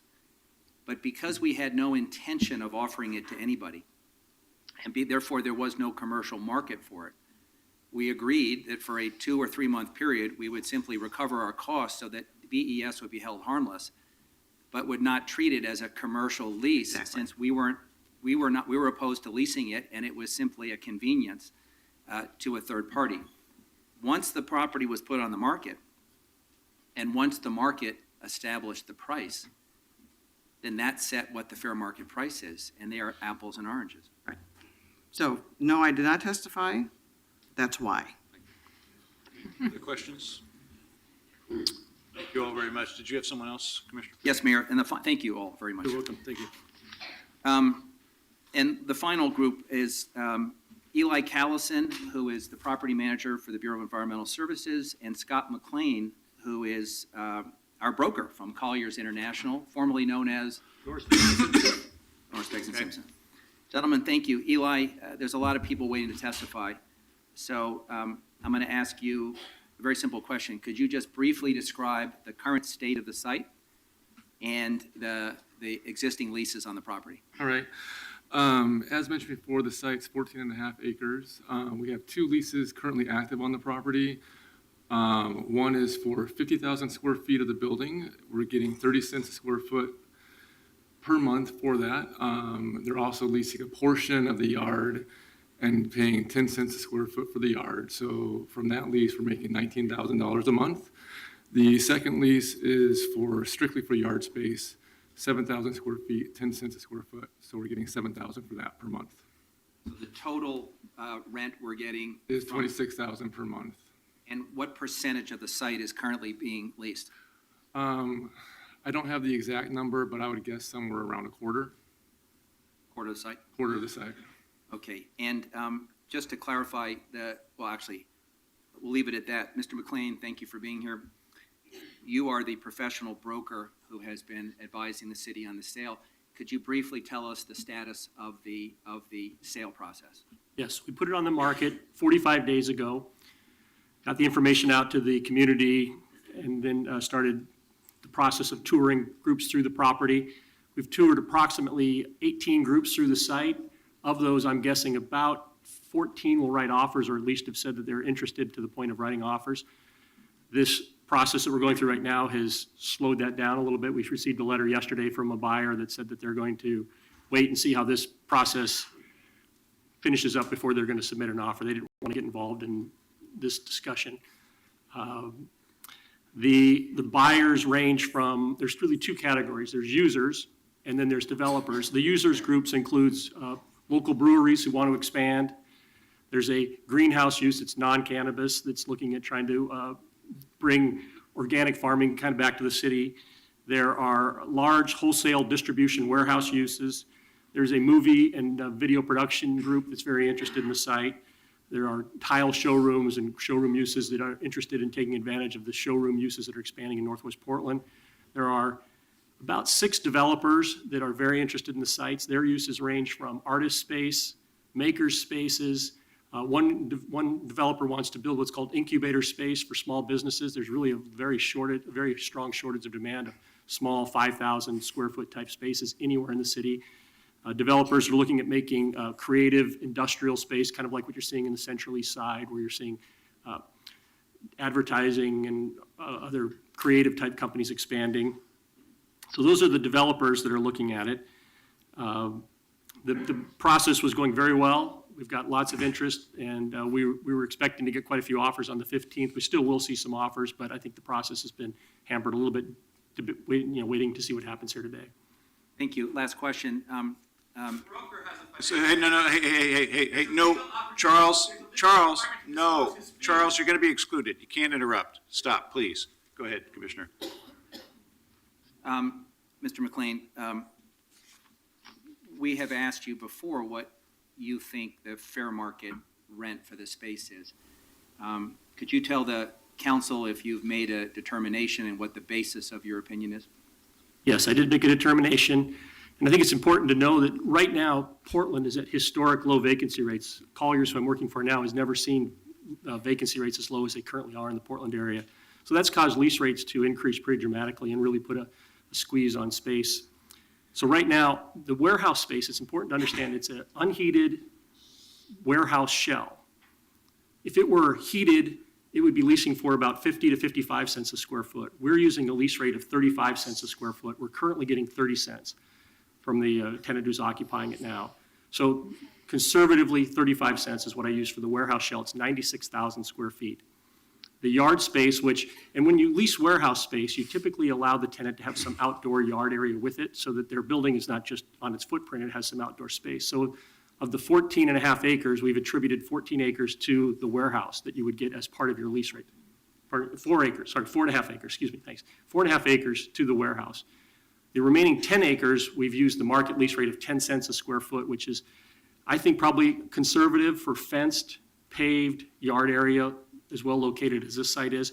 We could lease that space over and over again, but we've turned away quite a few tenants who wanted to do long-term leases, which didn't fit with our goal of selling the property. The other two components that make up the site are the dock area, which is about 3 acres.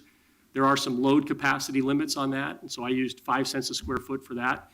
And then the perimeter of the dock, which is 1,600 linear feet, we used a $10 a square foot per month on the linear dock area to moor ships.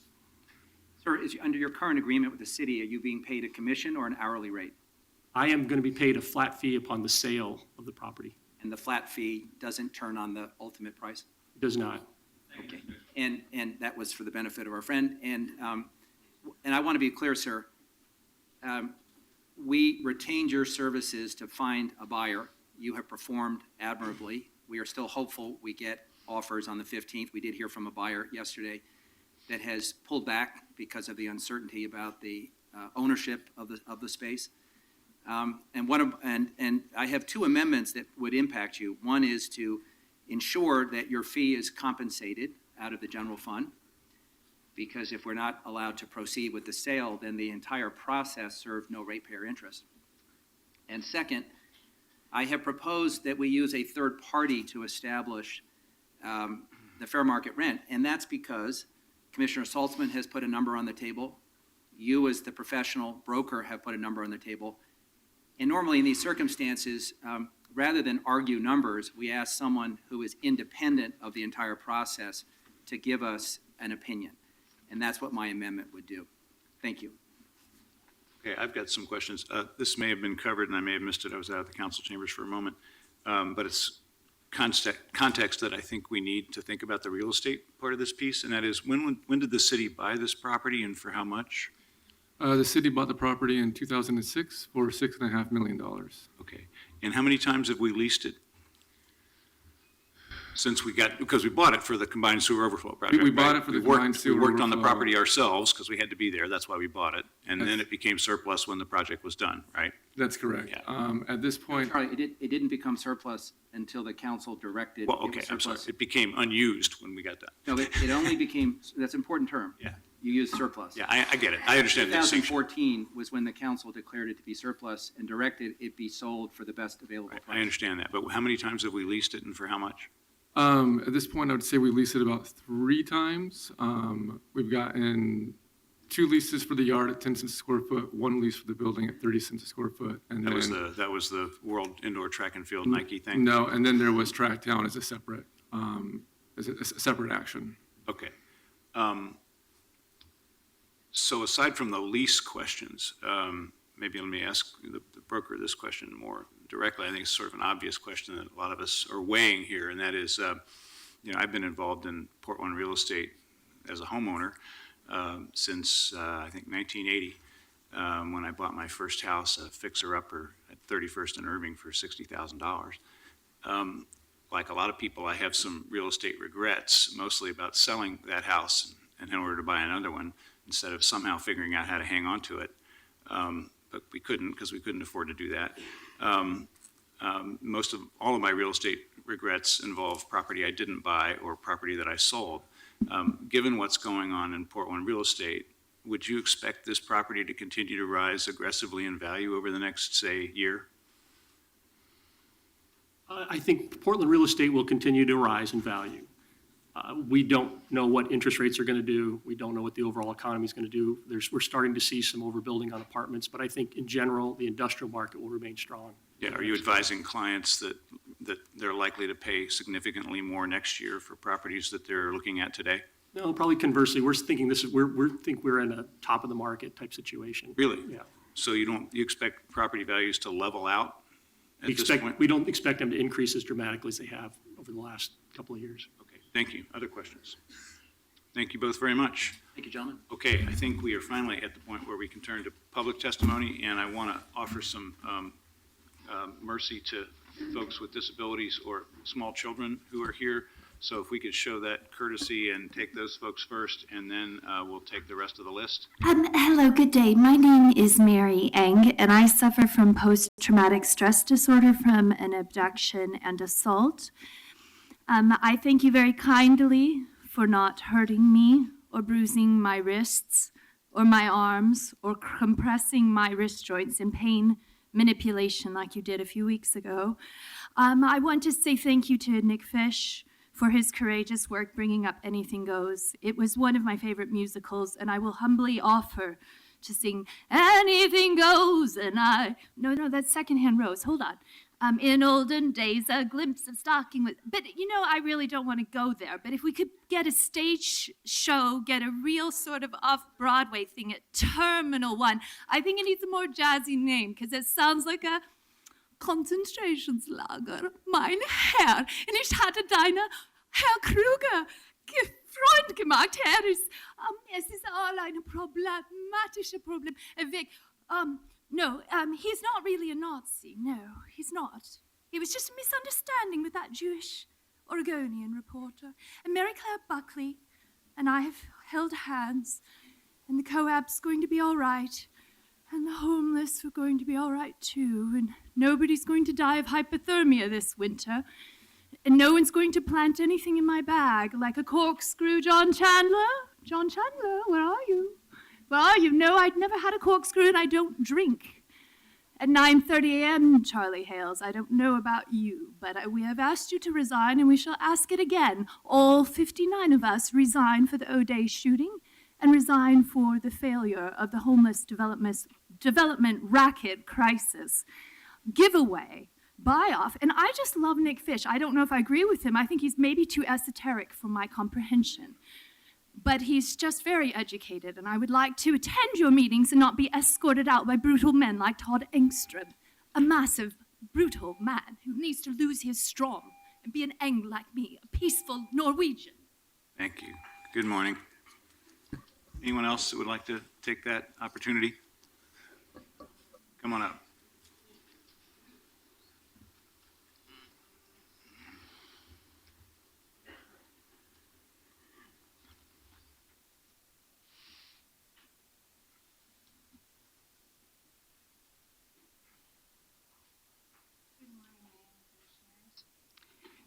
I'm really, really happy to be here because of Terminal 1, and there's a lot of people that are not here today because from June 15th to August 15th, 95 neighborhood associations don't meet, 7 coalition offices don't meet, and this popped on my calendar so fast, here I am. Marianne, you need to put your name in the record. Marianne Schwab, community advocate. For kids, let's go back in time space, this back to Measure 5 and Measure 50. I was in a church with Jack Beerworth. He didn't know the Pearl was going to be putting condos down there, and he questioned back then, where am I going to put those kids to school? At the time, we had MLC, we had St. Mary's Cathedral, we had Chapman. Fast forward, the last 6 months, Portland Public Schools has shattered all those neighborhood associations to make room for the teenagers now in both Lincoln High School and Wilson High School. We talk COTs, but we're putting kids on school buses to Bridal Mile. Some of the lower subsidized kids are being rushed to another school. I would like to see this deed traded. This water ratepayer has a vested interest, as does everyone in this room, in that property. We need to start collecting SCDs so these developers that are building these towers to the sky start financing our schools. And we need this land. I own it. Why can't we just land bank it and give it to Portland Public Schools and put a high school there? And when I've gone down to Centennial Mills with PDC, I ask the same question. When I went and attended the one on Broadway, I asked the same question. Why is it no one's paying attention to the education of our kids? How can we have workforce companies come to the city when we have such poor ratings with graduation with our kids? I've submitted stuff here to you. I'm not going to read it into the record because right now I am too frustrated, especially finding 14 pages of proposals for the downtown area in the central city. And our kids, how is it OMSI still, with all these years, cannot get transportation from OMSI out to Oaks Park? We use it or lose it. And it's not OMSI's responsibility only to give us a parking off place. Thank you, Mary Ann. So everybody in here's got eyes on you as of August 16th. Thank you. Thank you. Okay, let's move to the sign-up sheet, please. The first three are Harriet Heisey, Catherine Anderson, and Kimberly Eng, and they'll be followed by Rob Curtis, Melissa and Sita Jaffe, and Paul Eddles. Welcome again. You need only give your name, and please do that for the record, and try to hold yourself to 2 minutes so we can hear everyone. Thank you. My name is Harriet Heisey, and I'm here today to speak about Terminal 1 selection. Hang on a second. Carla, could you turn the mic back on? Sorry. There you go. Go ahead, please. Sorry. Okay. Commissioner Dan Salzman and developer Williams have suggested Terminal 1 as a site for a homeless shelter. We appreciate their dedication to finding a solution, but my daughter and I believe a better facility exists in Rivergate at the unused Wapato Jail. Currently, the new Joint Office of Homeless Services has yet to offer a coordinated shelter program to screen, treat, employ, and transition the homeless into housing and self-sufficiency. We believe Wapato can be a model for a successful program that is in use currently in Fort Lyon, Colorado. A recent editorial in the Portland Tribune says, quote, "If the city is looking for an unused building that would require very few modifications, it should push Multnomah County to free up space in the mothballed Wapato Jail." Multnomah County Chair Kafori refuses to consider Wapato as a temporary shelter and has cited 6 reasons to justify the exclusion of that facility. We debunk them here. Number 1, financing restrictions. Wapato is county-owned, and its use would fulfill a public need as defined by the bond measure used to build it. Number 2, operating costs. On July 7, Mark Jolin told neighbors at the Hanson Building meeting that the City-County Homeless Office has $31.2 million to serve 1,100 beds for the fiscal year. Using that budget and deducting 15% for administrative costs equates to $24,000 per bed. That would leave a $13 million to operate Wapato at its 525-bed capacity. Kafori said the 200-bed Hanson building would cost approximately $1.3 million annually, or $6,500 per bed. So that was your 2 minutes, and let me ask you to stop because we do have your written testimony, and obviously we'll review that. All right, my daughter will. Yeah, we appreciate you putting go this on. in writing for us, so thank you. Thank you very much. Welcome. Again, my name is Catherine Anderson, and I just want to thank you for taking the time to hear about Wapato. I encourage you to read it. Again, all of Multnomah County Chair's concerns about the use of Wapato have been debunked with facts that are there on your sheet before you.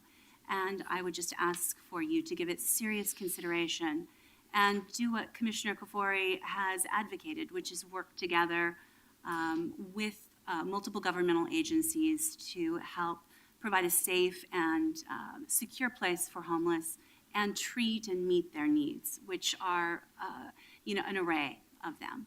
So again, thank you. Yeah, thank you. Thank you very much. Welcome. I get your 120 as well? No, it doesn't work that way. Good morning, Mayor and Commissioners. Thank you for taking the time to hear our testimony this morning. My name is Kimberly Eng, and my husband and I live 1 block from the proposed Terminal 1 shelter site. I'm here on behalf of hundreds of Riverscape residents in my neighborhood, and I actually want to introduce you to my neighborhood, to our neighborhood. We are dynamic, we're growing, we're diverse. We're gay, straight, single, we're retirees, we're Black, white, Asian. We are families with young children, and some of us have disabilities. We represent everything that is unique, diverse, and exciting about this city. We have 600 residents, growing to 1,200 in the near future. We're one of Portland's most vibrant and fast-growing communities. The city is our playground, and the waterfront is the front yard for our children. We are somewhat isolated under the Fremont Bridge. We're about a 1-mile walk to the city core. This is the same 1-mile walk that residents at Terminal 1 would need to walk to access the city core. We have witnessed several unsafe activities causing fear for our mothers and for our children in our communities. We have witnessed harassment, drug activity. We have found syringes in our front yard. We've had items stolen from our front porches, and we've even seen weapons. Last week, we were walking our dogs, and there was a man with a hunting knife walking our front waterfront porch. We've had our doorbells ringing in the middle of the night to find mentally unstable, homeless citizens on the front porch. Across the street recently, there was a camp, a small camp, where they uncovered about 3 rifles. This is in our neighborhood. We found a man bathing at the Pacifica fountain across the street. Additionally, we are 1/4 of a mile from the Montessori Child Peace School. 1/4 of a mile. Can we imagine if we exacerbate these issues across the street from Child Peace Montessori School, what does that do for our children? Additionally, high concentrations of mentally unstable and houseless citizens is not a proven formula. Springwater Corridor, our own backyard here in Portland, we call it the Avenue of Terror in this city. Assault, harassment, theft, and criminal. I urge you to please vote no for this inhumane, irresponsible, and unsafe idea for Portland. Thank you for your consideration. Thank you very much. Thank you all. Okay, let's take the next 3, please. Are Rob Curtis, Melissa and Sita Jaffe, and Paul Edalls, and they'll be followed by Brian Lynch, David Hoff, and Amy Hoffman. Okay, good morning. Who'd like to start? I guess I will.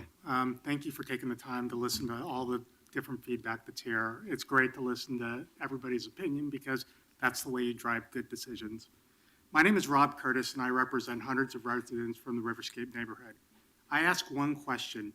If Monsanto made the decision to pollute our waters because they didn't do the due diligence to know they had a problem, does that absolve them? Thankfully, when businesses make decisions without doing due diligence, the people making the decision to proceed are responsible, whether it be criminally or fiscally. I'd argue this is the same case here. Do the people voting for this measure take responsibility for every abused woman or child that's assaulted on that site or in the neighborhood because you didn't equip it with a plan that would keep them safe? Every potential health issue that is caused by knowingly putting people in a Superfund site not zoned for human beings to live? Have you determined the legal liability of the city council making a decision to put a homeless shelter on such a site? Why this lot? There's a lot a half-mile away that has less economic value at Northwest Yeon. Is there a reason? How serious are you about creating jobs to prevent future homelessness if you're willing to disregard a key point behind the comprehensive plan? With bids scheduled to come in days, why are we having this discussion now? You do realize that an 8% return on a $12 million investment deferred 1 year could actually pay for 50 units and 100 people would be off the streets tomorrow just from the interest alone. To be frank, have you done the due diligence to protect the city and the taxpayers' interests? Bias for action can be great. I respect what you're trying to do here. But bias for action without direction, it's like having a loaded gun and firing before aiming. You essentially are shuffling the problem from one area of the city to another. As one of the hundreds in the crowd, I'm asking you to stop and think a little bit about what you're doing. Due diligence is meant to allow smart people to mitigate risk. It's meant to enable you to make difficult decisions. Please aim the gun before firing. People's lives are worth you taking the time to manage the implications of the decisions you're making. We realize that you think you're helping, but the homeless and the citizens of Portland aren't a social experiment to test a hypothesis that hasn't been vetted. If Homer Williams is sincere about helping the homeless and building the equivalent of Haven for Hope, can it happen at a place that doesn't have the immediate economic potential and environmental complexities of Terminal 1? Thank you for your time. Thank you. Thank you very much. Good morning. Good morning. My name is Melissa Jaffe. This is my daughter, Sita. We are residents at the Waterline Apartments. I'm also a business owner, and Sita is planning to attend the Montessori school located nearby. We recently moved our entire lives to less than 250 yards from the proposed Terminal 1 site. I am personally, individually, contractually obligated to over $10,000 a month in all of my tuitions, rents, and expenses. I cannot pick up and leave this situation. I am contractually obliged to remain there, and to terminate alone would put us in a precarious and disastrous situation. I carefully selected this location for our lives because of the safety and remarkable family-friendly features of this property. When I signed my commitments 3 months ago, there was no suggestion that there would be new neighbors of 500 to potentially 1,700 sex offenders, homeless, drug addicts in our immediate space. My child does not understand the complexities of alcohol addiction, drug addiction, mental instability, and homelessness. To her, everyone is a friend. She trusts everyone without prejudice, without discrimination. I walk my daughter to school. At the start of the month, our pathway was reduced by half due to construction across the street. Similarly, the one-way directional egress into the city is reduced by half, forcing every pedestrian to walk directly in front of our front door. With the number of residents coming in and out of our personal location, there's no possible way to effectively monitor who's coming in and out, whether they have a right to be there. My daughter is warm, smiling, engaging, and she's incredibly attractive to all types. Hey, folks, please, don't do that. Go ahead, please. Go ahead. Good. My I'm daughter freely shares her name, age, where she lives, when she's going to have babysitters, what our plans are. The combination of all the children, not just her, in this area, and the Terminal 1 proposal is potentially disastrous for us. I'm requesting one thing for you: slow down. Please do not make a hasty decision to move large numbers of individuals with unknown conditions into the neighborhood and risk our most innocent and needy population, our children, to see how it goes. Please do not sacrifice the safety of myself or my daughter. I have not heard any criteria for inclusion into the site. I have not heard any proposal for staffing, safety measures, boundaries, community integration, community beautification, any kind of community full plan. I need you to wrap up, but thank you. Anything else you want to add before you close? I don't want to cut you off completely. Yeah, I think that we have an incredible opportunity to devise a well-thought-through plan to address our obvious problem. Alternatively, this can also be a massive scar on the face of Portland. I'm asking that we consider all of the citizens in making this decision, and please consider our voice too. Thank you. Thank you very much. Good morning. Good morning. My name is Paul Eddles. Me and my partner are current homeowners in the Riverscape neighborhood. We live approximately 2 blocks from the Terminal 1 site and have concerns about the physical safety of the area for the homeless persons, particularly those with severe persistent mental illness. I believe the city is assuming significant liability for the safety of the homeless without having done due diligence in investigating the immediate areas surrounding Terminal 1. Since moving to our current home 4 years ago, I've witnessed many instances finding myself concerned for the safety of homeless in our area. One such episode was a homeless man's bicycle trailer being run over by an Amtrak train. He ignored the barriers, signals indicating the train was coming. I also watched a mentally ill woman attempt to climb over the railing outside our house with an easy 40-50 foot drop that would have undoubtedly killed her had we not intervened. Our concern is the proximity to the open railroad tracks, which present a clear and apparent danger to any homeless person suffering from substance dependence or severe persistent mental illness, who either do not perceive physical danger or who, in fact, are attempting suicide. These physical dangers are within a half block from the Terminal 1 site. Additionally, there is a major substation directly across the street from the site and multiple active construction sites with flimsy fences nearby, which could also pose physical risks to persons with mental illness.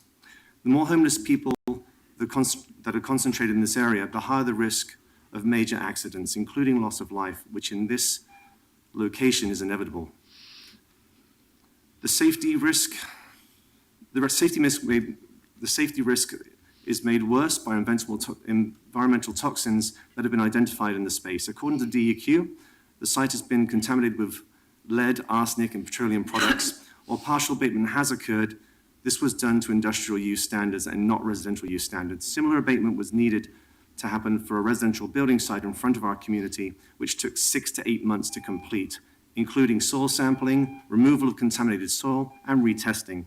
While Portland finds itself in a homeless crisis, appropriate protection of the homeless people being sheltered must be considered. This is a process that cannot be rushed without jeopardizing the health of the homeless being warehoused in this space. Making people live in Terminal 1 after shortcutting the removal of lead, arsenic, and petroleum compounds from the environment is extremely unethical. I get you to wrap up if you can, please. If the City Council insists on warehousing people, there is other sites, temporary shelters that could alleviate the safety concerns, such as Wapato, and a space located at 3200 block on Northwest Yon. Appreciate your time. Great, thank you all. Thanks very much. Okay, take the next. Wishes 3 are Brian Lynch, Dave Hoff, and Amy Hoffman, and they'll be followed by Steve Purvis, Stuart Emmons, and Ree Carhus. Good morning. Good morning. My name is Brian Lynch, and I live at Riverscape. I too represent the 600 current residents of this community. In the near future, residents of the 650 units currently nearing completion. What you're hearing today are very concerned citizens of Portland who have chosen to pioneer this northern part of the city and make it their home.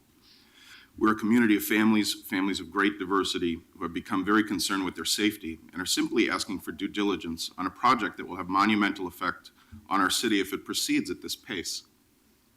Under-investigated and unvetted. Having heard many of the concerns, mine is particularly with crime and the effect it will have on our community if a shelter like the ill-conceived one proposed at T1 comes to fruition. We, as you do, wish to resolve the issues with the less fortunate.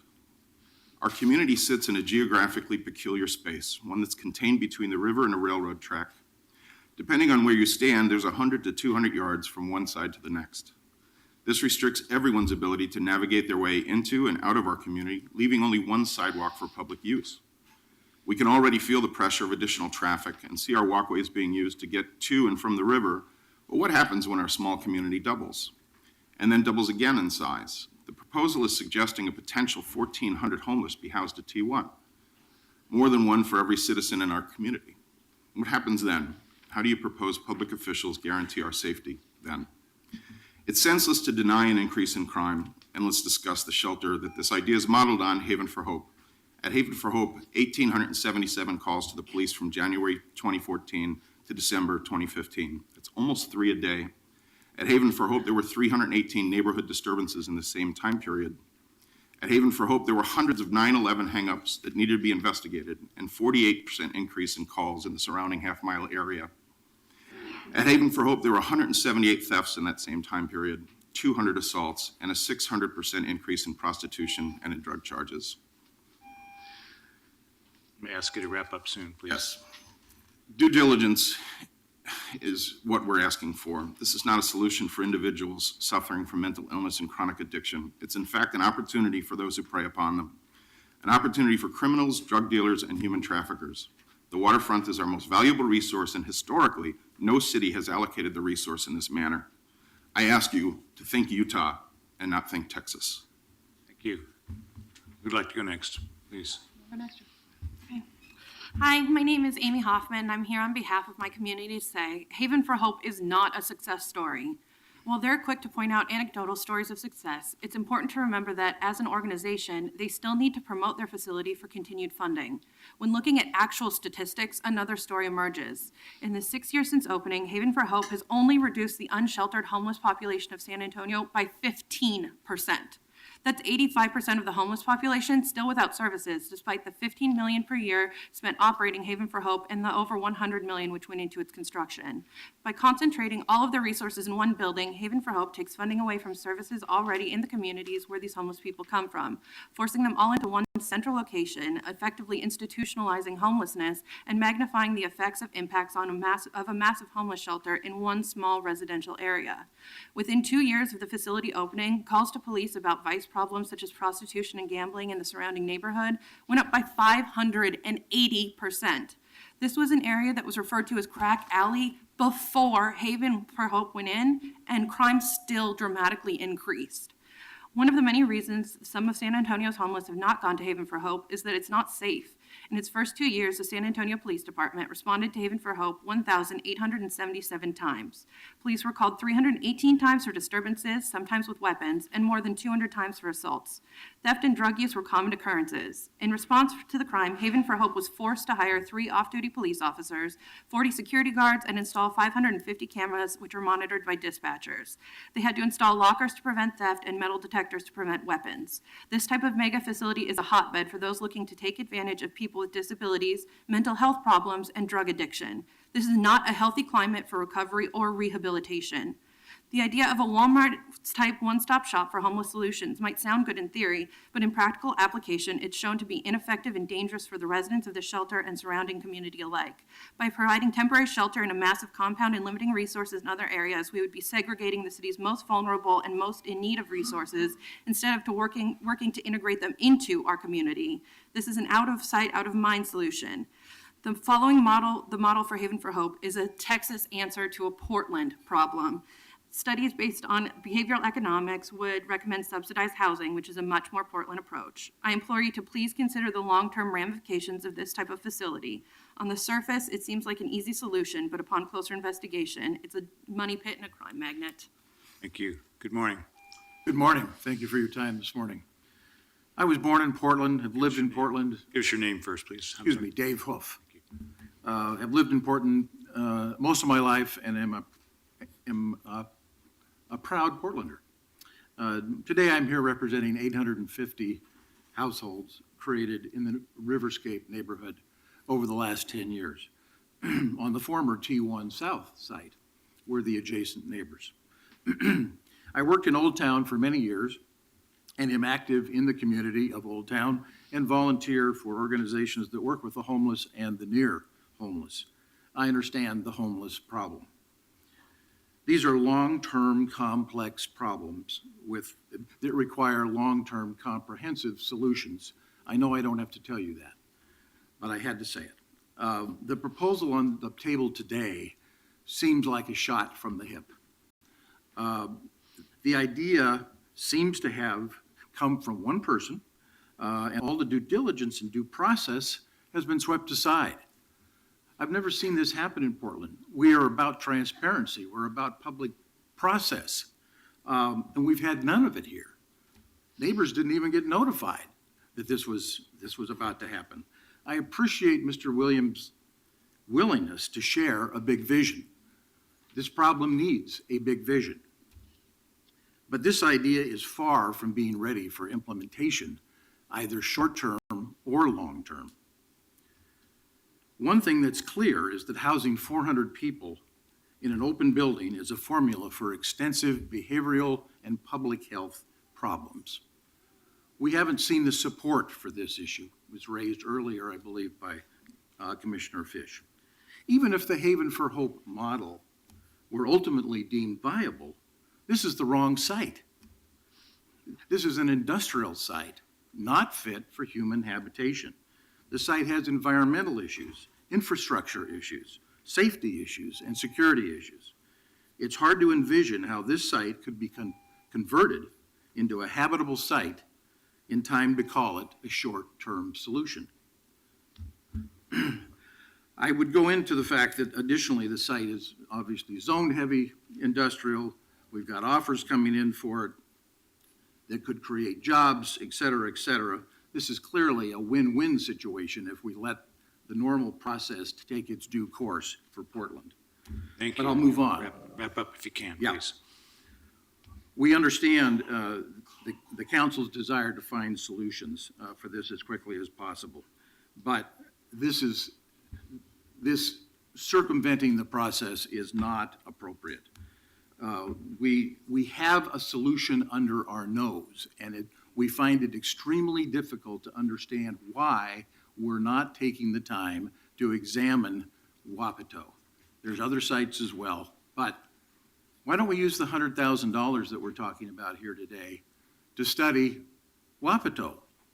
How can we make that work? It's an existing facility built to institutional quality.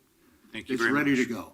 Thanks a lot. Thank you all. Thanks for your time. I understand there's a young person that wants to speak, and then we'll return to the list after that, so. Or a superhero, or both. Good morning. Hi. Hi. What did you want to say? Tell us who you are. What? Who are you? What's your name? Teacher Jeffy. Hi. Do you want to tell us something? Go ahead. How old are you, honey? How old are you? 3.5. Cool. Wow. You might be the youngest person that's spoken here. That's pretty cool. If you don't say it now, we have to.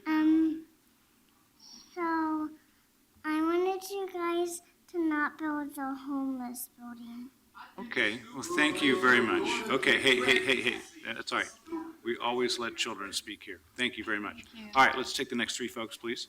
Are Steve Purvis, Stuart Emmons, and Ree Karas. Okay. And they'll be followed by Rich Rogers, Pete Hybertson, and Bill Russell. Good morning. Morning. My name is Steve Purvis, and I'm here representing hundreds of people from the Riverscape community. I urge each of you to vote no to pursuing this proposal any further and instead consider a potential alternative. An immediate alternative to the proposed Terminal 1 mega shelter would be establishing multiple scaled, connected, equitably distributed shelters throughout the facility. This approach would afford both homeless individuals and service providers easier access to the facilities, thereby increasing their reach and effectiveness while also serving to minimize the negative impacts and safety concerns which are inherent with one large-scale facility on both the patrons and the surrounding community. While acknowledging that the establishment of multiple scaled facilities throughout the city requires identifying suitable locations, the city has already undertaken this process and investigated over 120 potential sites in the last year, going so far as to identify 5 sites as ideal candidates and an additional 15 sites as promising candidates. Some of the considerations which negatively affect a potential site's feasibility include needing costly renovations, safety concerns, and zoning issues, all of which apply to the Terminal 1 location. So I ask each of you the question, why isn't the city looking more closely at some of these other more promising potential sites? Are there ulterior motives at hand with regard to the Terminal 1 site? Even in the Northwest Industrial District, there is a site on Neon Avenue less than 1 mile from Terminal 1, which appears to be a more suitable location. From a more long-term perspective, investigating and potentially instituting a housing first model, which seeks to provide permanent housing to the homeless via rental assistance and support services, has resulted in housing retention rates between 75 and 98% across multiple studies. These programs have also proven to be cost-effective, up to $23,000 less per consumer per year than a traditional shelter program, according to one study, and $31,000 less per consumer over a 2-year period, according to another. Lastly, others have already spoken to the Wapato facility, but that seems to be an obvious resource that's not being utilized that could also be deployed toward this crisis facing the city. So I ask each of you, looking at the homelessness issue facing the city objectively, how does the Terminal 1 mega shelter possibly compare favorably to any of the alternatives? How does it even make sense at all? Thank you. Good morning. I'd like to be next. Ree, you want to go? All right, Stuart. Good morning. My name's Ree. I'm the Executive Director with Boots on the Ground PDX.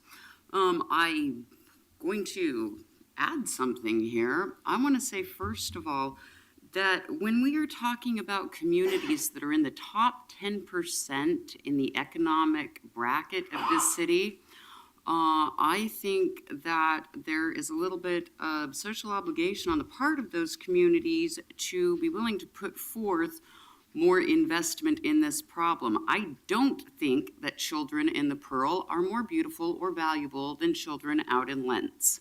That being said, Folks, please, folks. that being said, Boots is provisionally behind this move. We have a lot of misgivings.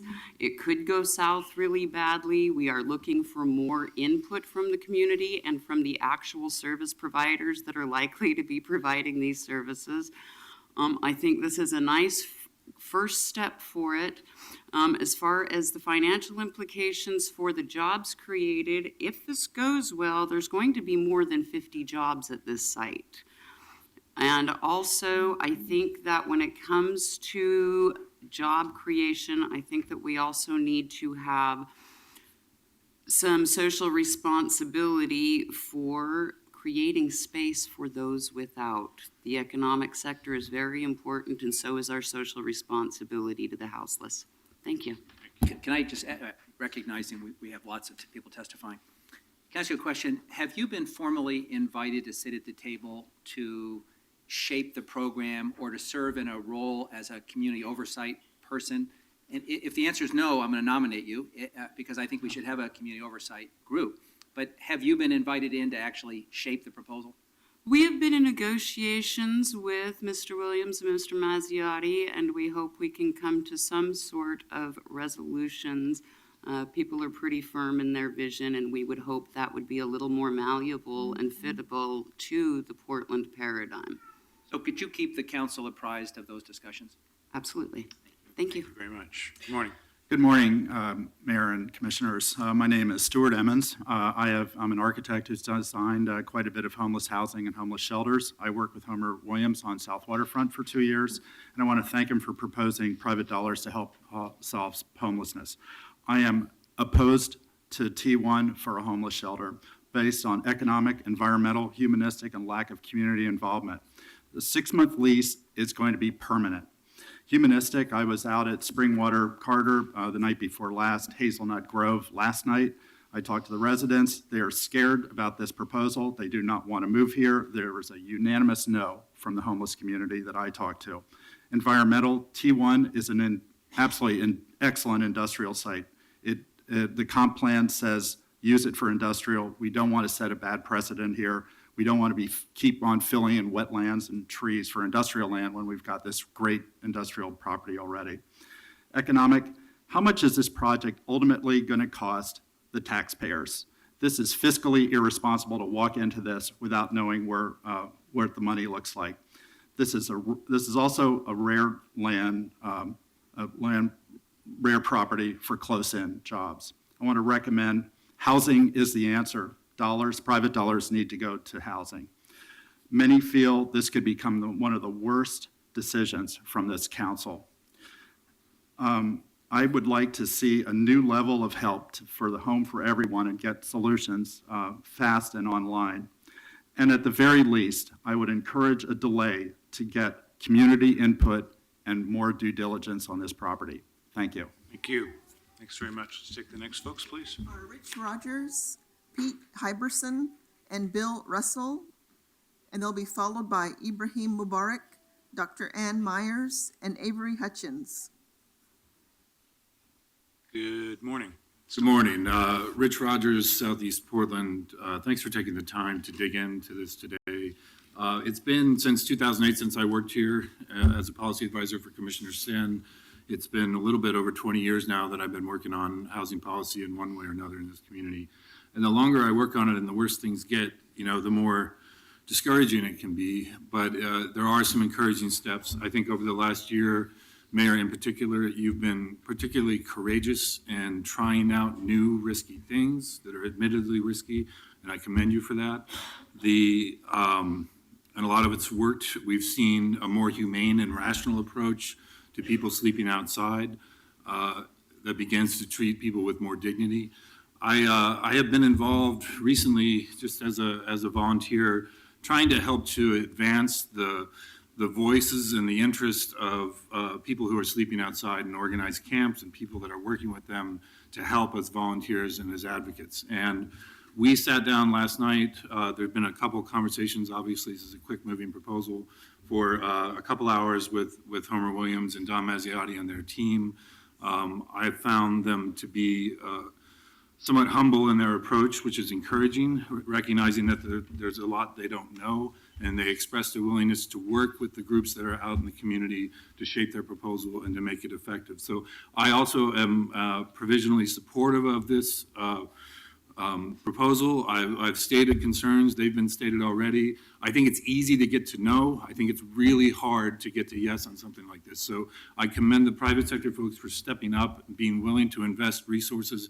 That's a piece to the solution that we haven't had and we need. And if we can combine that with real collaboration with people who are experiencing homelessness so that they are empowered, they have self-determination, that homelessness is not criminalized, people are treated with dignity. If those two groups can get together, I'm confident that over time, they'll see the wisdom that both sides bring to it. And so I'm willing to take a leap of faith at this point, and I appreciate everyone's willingness to take those steps. Thanks. Thank you.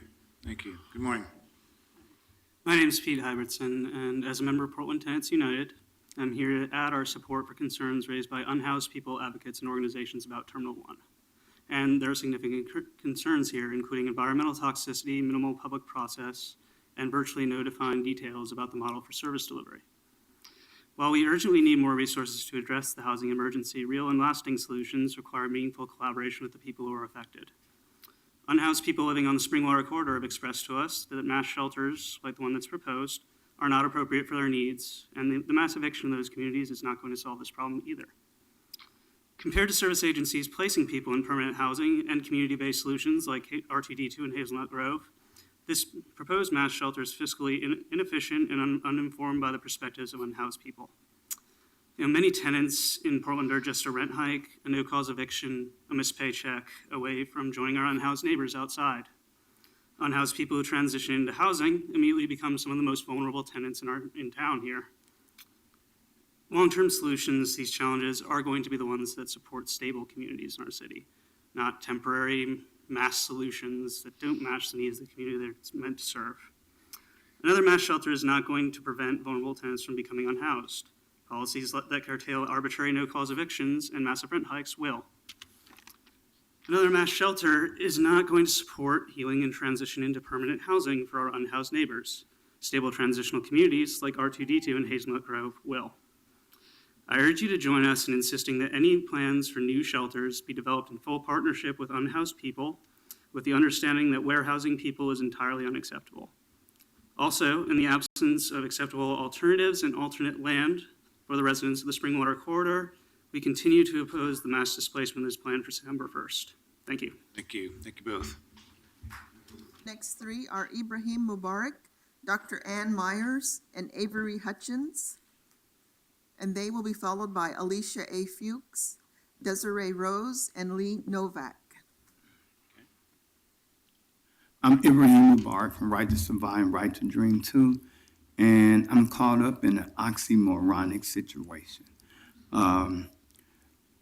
Years before, this same group was against Right to Dream Too moving in the Pearl District until they was asked to go out into the houseless community and talk with people to see they are human, that they have real needs. And they have a change of heart and they want to do something. Is it the right thing? I don't know. We don't know, but they want to do something.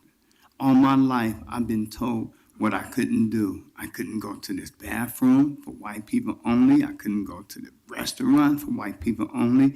I couldn't even date a white woman. I couldn't wait to marry my wife. She's white. I'm tired of people telling me what I can't do if they don't know me. The houseless community, everywhere we try to go, the neighborhoods association say, not here, but over there, not here, but over there. They don't even know. You created an emergency shelter thing where people can put tents up. They're not allowed to put tents up now. Now you want to move over 500 people from the Springwater Corridor. Where are they going to go? They've been directed on what we can do, what we can do.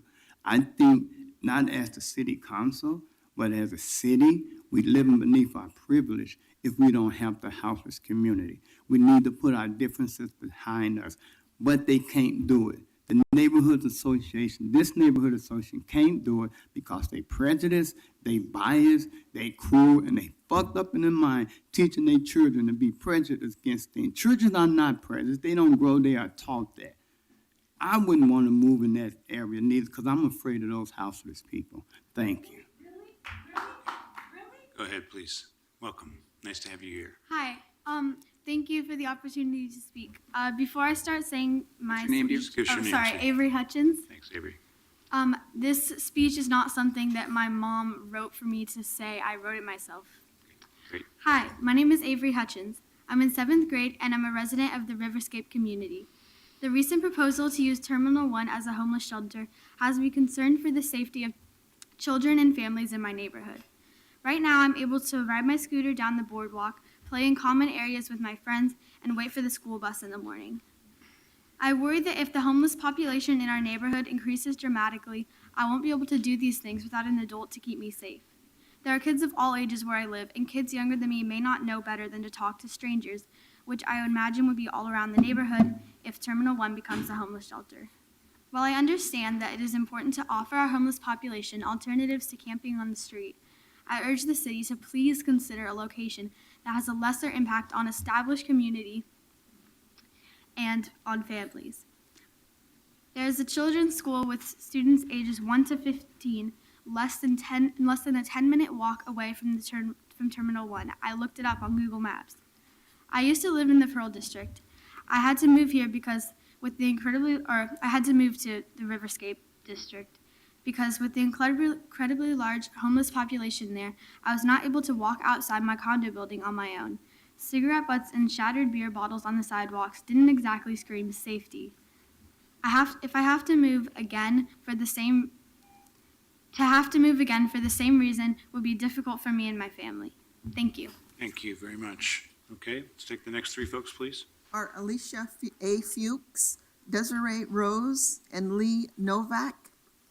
And they'll be followed by Stephen Gomez, Tom Cody, and Brian Faherty.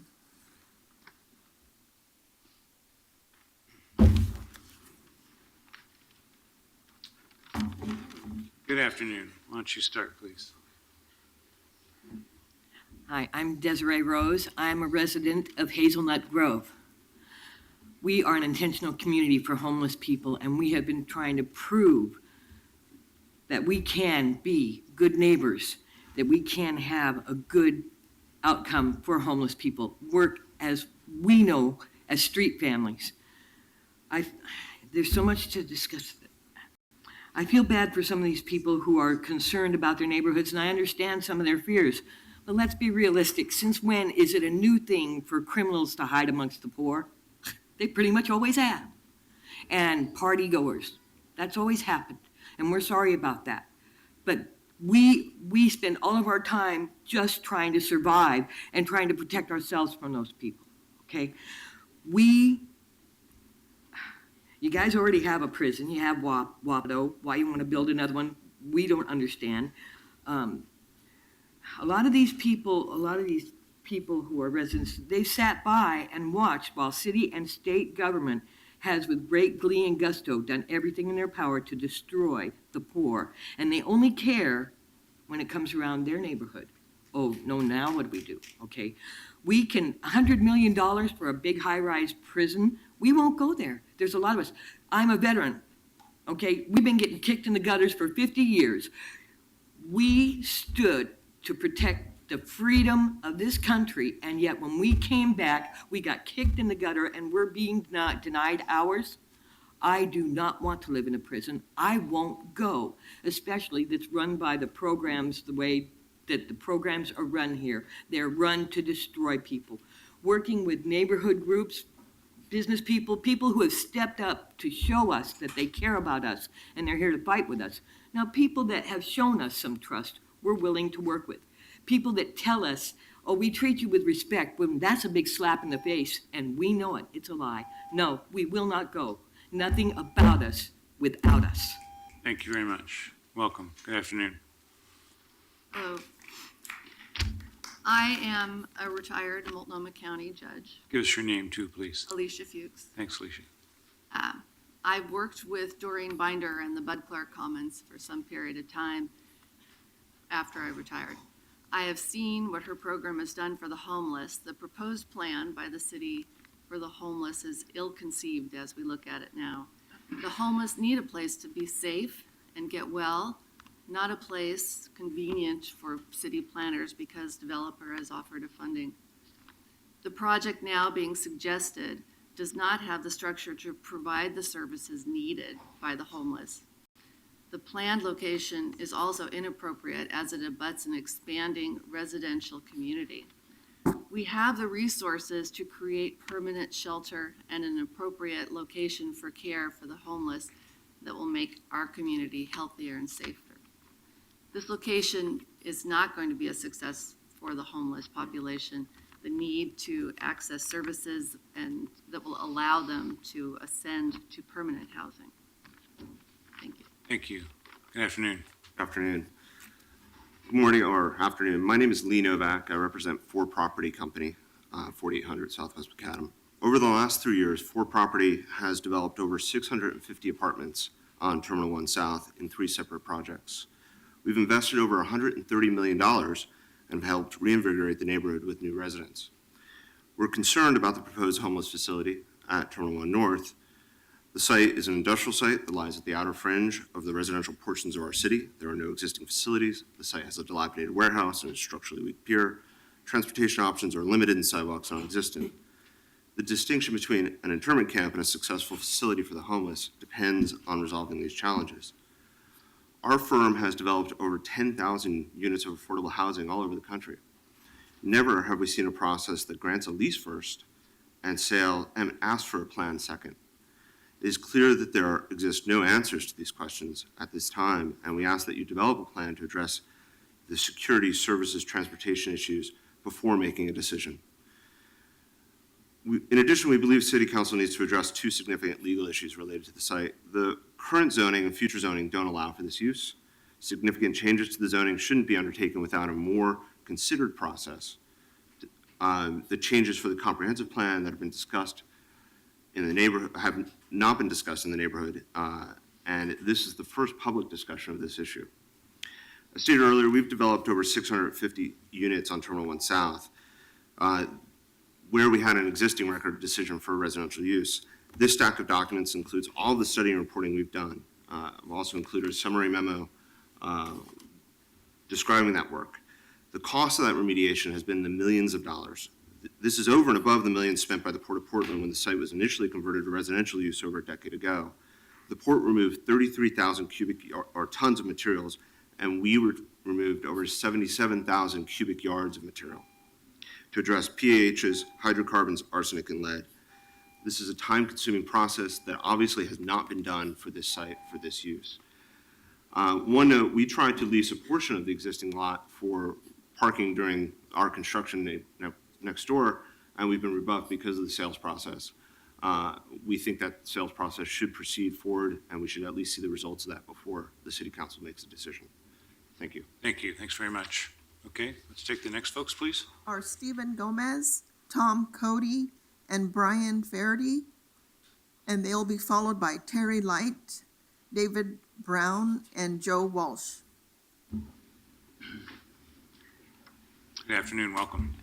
Good morning, Mayor and Commissioners. I'm Stephen Gomez. I'm a resident of the Boise Neighborhood Association in North Portland. I testified earlier this year to Council as a Boise Neighborhood Association board member in support of an affordable housing multi-grant for the developer of 4 large apartments in our neighborhood. I'm working with the Welcome Home Coalition as a major supporter of the upcoming $258 million Yes for Affordable Homes bond measure. But more germane to today's deliberation, for 11 years I served on the board, including 3 as board chair of New Avenues for Youth, which, as you know, is Portland's leading nonprofit addressing youth homelessness at its root causes. I share these experiences because I believe the challenges in our community must be addressed by a combination of community members, business leaders, nonprofits, and the government. With this in mind, I want to make clear why I oppose Terminal 1 as a mass emergency shelter. The idea is the right source of resources, but the wrong use of them. I applaud Homer Williams' leadership in bringing bold ideas forward for a citywide debate about homelessness. It's bold to declare a willingness to raise $60 million to immediately address the need for shelter. But as a shelter site, Terminal 1 is set up for failure. Over the last few weeks, I've spoken to leaders and advocates in the homelessness and housing communities. Many oppose Terminal 1 as a site, but those that are open to using Terminal 1 say that anything, including Terminal 1, is better than sleeping on the street. Sleeping on the street is not an intentional act, but placing our most vulnerable community members at Terminal 1 would be an intentional act, an act ignoring the significant contamination issues cited by the DEQ, ignoring the lack of basic infrastructure at the site, the lack of safety on a street with heavy industrial use, missing and damaged sidewalks, and infrequent bus service. Best practices for developing shelter for homeless persons include distributing appropriately scaled shelter where people are. We know that poverty and homelessness now exist to the east in our community. This is why the county's efforts opening shelter at the Hanson Building in Northeast and the 100-bed family shelter on the Portland-Gresham border are so important. I've reviewed the list of sites the city has developed as possible shelter sites, and it appears that many sites have been excluded for the same criteria that would eliminate Terminal 1. I ask why. I appreciate the challenge the city has in working through the multitude of objections virtually any proposed shelter site will encounter, but I encourage council to re-examine the list of your sites and select options which do not expose our vulnerable community members to the significant hazards at Terminal 1 and deliver safe shelter and services to locations where our homeless already live. Thank you. Thank you, Stephen. Welcome. Good afternoon. Good afternoon. I'm Tom Cody. I'm an urban planner, a Portland-based urban planner and developer. I've worked on projects in partnership as a private citizen and developer in partnership with people like the Housing Authority of Portland, now Home Forward. I actually have built permanent supportive housing in partnerships, and we're currently working on a large affordable housing project with Home Forward. From our relationships and partnerships with homelessness advocates and service providers, we know that warehousing large numbers of people into one space apart from the services and support they need is a poor and ineffective way to address this challenge. Instead, we should do what we know works: small shelters distributed throughout the community that provide targeted services for people with different needs, an approach already being successfully implemented throughout the region. Together, the city and the county, much thanks to you, has established the Joint Office of Homeless Services, intergovernmental agency focused on addressing homelessness, affordable housing, and related services. That collaboration, along with A Home for Everyone, is producing results. As part of this work, the city and the county have successfully sited a number of shelters recently, exercising an efficient, thoughtful, and effective approach on planning, siting, and servicing. An example is the 200-bed Hanson Building, Northeast 122nd and Gleason, 100-bed family shelter, 162nd East Burnside. City's current work to prepare the Kalbrenner site property, Southeast 105th and Reedway. These three projects not only show what is being done, but how to do it through distributed facilities, each catering to a specific segment of our homeless population. I know that this is something that cannot be done alone. My colleagues and I at Project, our company, and other business leaders across the community all have a role to play. We've been involved in several affordable housing projects. I've recently offered the city a building that we have in escrow in downtown called the Modish Building on the same block as New Avenues for Youth that would be less expensive, safer, and more serviceable than Terminal 1. I understand Terminal 1 seems attractive. It seems easy, empty, available. It's completely inappropriate. It's extensive. It will require extensive and costly improvements. The good news is sites that are safer, zoned correctly, and are connected to services, transportation, are available today. The city's produced a list of properties, but that list is not comprehensive. Tom, I need you to wrap up, please. Okay, it excludes viable sites and discards some properties due to criteria. Not on the list are obvious sites such as the city-owned site, 38,000 square feet, 300 North Winning Street, adjacent to major transportation. Countless other sites are available on an emergency and or temporary basis. TriMet is currently selling 5 sites considered to be surplus. And there are two sites where my office is on our block between Northwest 16th, Marshall, and Northrop available on the open market. None of these sites are on the list. None.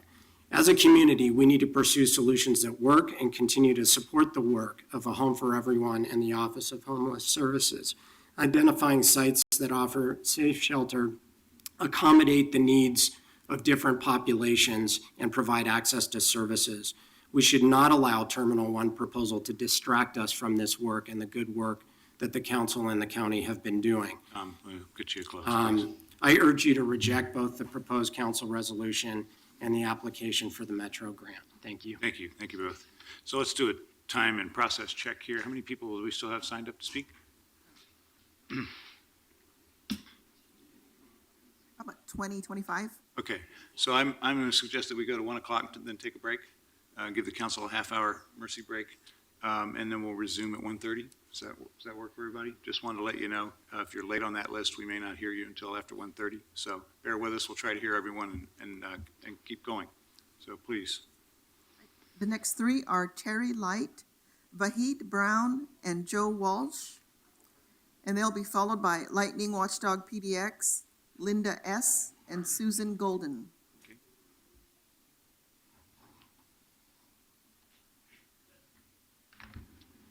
Okay, who'd like to start? I'll go first. Thanks for upping the hearing here today. My name is Terry Light, and I'm now currently living in Portland at Hazelnut Grove. And I have lived in a self-organized camp since I've been here in Portland, starting at Dignity Village. And then I did a short stint inside a house with 3 other roommates. That situation unfortunately did not work out. So I was back out at Hazelnut Grove. I am been an advocate for houseless people and an advocate for self-organization.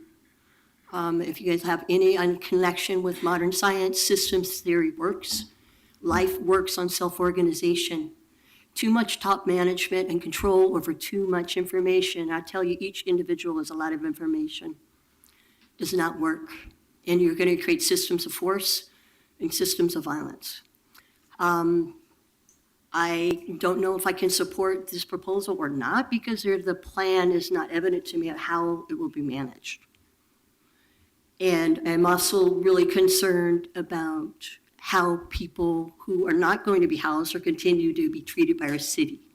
Sweeps are wrong, they are traumatic, and do not solve our problem. And I think, again, we have to look at our situation of perception of safety, because I hear it's a really big concern. It's a concern for houseless people as well. One of the big problems, I think, in a Springwater corridor is the people who are houseless are concerned about safety, and the people in the neighborhood are concerned about safety. But who are the people who are going to help organize people so they are safe? If people are organized, they contain their own safety and their own communication system and start creating community and start creating recovery. People are confused about recovery. And I keep hearing more and more about talking about recovery from addiction, recovery from mental ill. We have a very addictive society, so of course we have addicted people. There are people indoors and outdoors that have mental illness, indoors and outdoors. Together we have to solve this problem. And it's a very much bigger concept than who owns what, because that's also a big problem. Native American people did not have houseless people. We have to really look at that and think about that. Thank you. We have a systemic problem we have to work on. Thank you. Thank you very much. Welcome. Good afternoon. Thank you. Good afternoon, Mr. Mayor, Commissioners. My name is Vahid Brown. Work with Clackamas County on housing policy, an organizer with Hazelnut Grove, and I work with a couple of coalitions in Portland that do direct outreach and organizing with houseless folks, the Portland's Houseless Support Coalition and the Village Coalition, both of which are working on looking at identifying and developing village-type models like Hazelnut Grove to house the houseless. I have a lot of concerns about this proposal. I kind of agree with Terry that I don't know whether to support it or oppose it because I don't really know what the plan is for management. That hasn't been laid out. I do want to commend Homer Williams and the folks that are part of this process in coming forward and standing up as members of the business community to want to be a part of solutions. We have serious problems and we do need a lot of different approaches and a lot of new resources to address these problems. I think an acute one is that there are hundreds of people in the Springwater corridor that have hanging over their head a sweep notice on September 1. So I think that if we're going to be talking in council and as a city and a community about urgent measures and quick things we can address houselessness, we align that timeline with those people in the corridor. And that if we're going to identify sites or open a warehouse or open a space to put people inside, we align that timeline with the people in the corridor so that we don't first displace hundreds of people into who knows where, they have nowhere to go legally, and then a month or two later open up a space. And so that's, as Terry said, those sweeps are traumatic. They cause people to lose their possessions. They cause people to lose touch with their caseworkers. They fall out of the process where they're trying to get services and trying to get housing. It's not an appropriate way to treat our citizens who, for one reason or another, don't have housing. So we need to think about aligning those timelines and thinking about the needs of those people.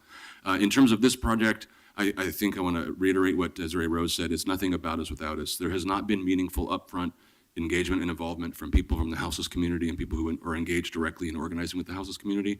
And that input needs to be present at the beginning so that we don't get down the road when there's a project and it has some management and then we decide how we're going to involve the voices of the houseless. Those need to be front and center. Thank you very much. Good afternoon. My name is Joe Walsh. I represent Individuals for Justice. It was really kind of interesting for me to sit here today because I could have testified right away. But I wanted to listen to some of the testimony because I find myself in a really strange position. I'm agreeing with Commissioner Fish. And that is so unusual. If my wife is watching this, she probably fell off the couch. The problem here is the warehousing. You cannot warehouse people and do a good job. You can't do it. It never works. You're going to spend a lot of money, and it's going to fail because you haven't done due diligence. Listen to what the commissioner is telling you and go back and redo your homework and get these people that are activists in the homeless community on board. And they have to tell you what to do with that $100 million. You're throwing around a lot of money. And who are you going to ask? You're going to ask the people of this city to come up with $100 million to warehouse the homeless when the neighborhood association is blowing their tops. And by the way, this neighborhood association is in the same position I am, but they're ugly. What they said today was ugly, and I resent that. And I resent being on the same side as them. Do not warehouse people. You got the micro houses concept. You got Salt Lake City concept. You got really good people here, bright people. Use them. And stop trying to do this. You came into this room prepared to vote. You're going to do what you want.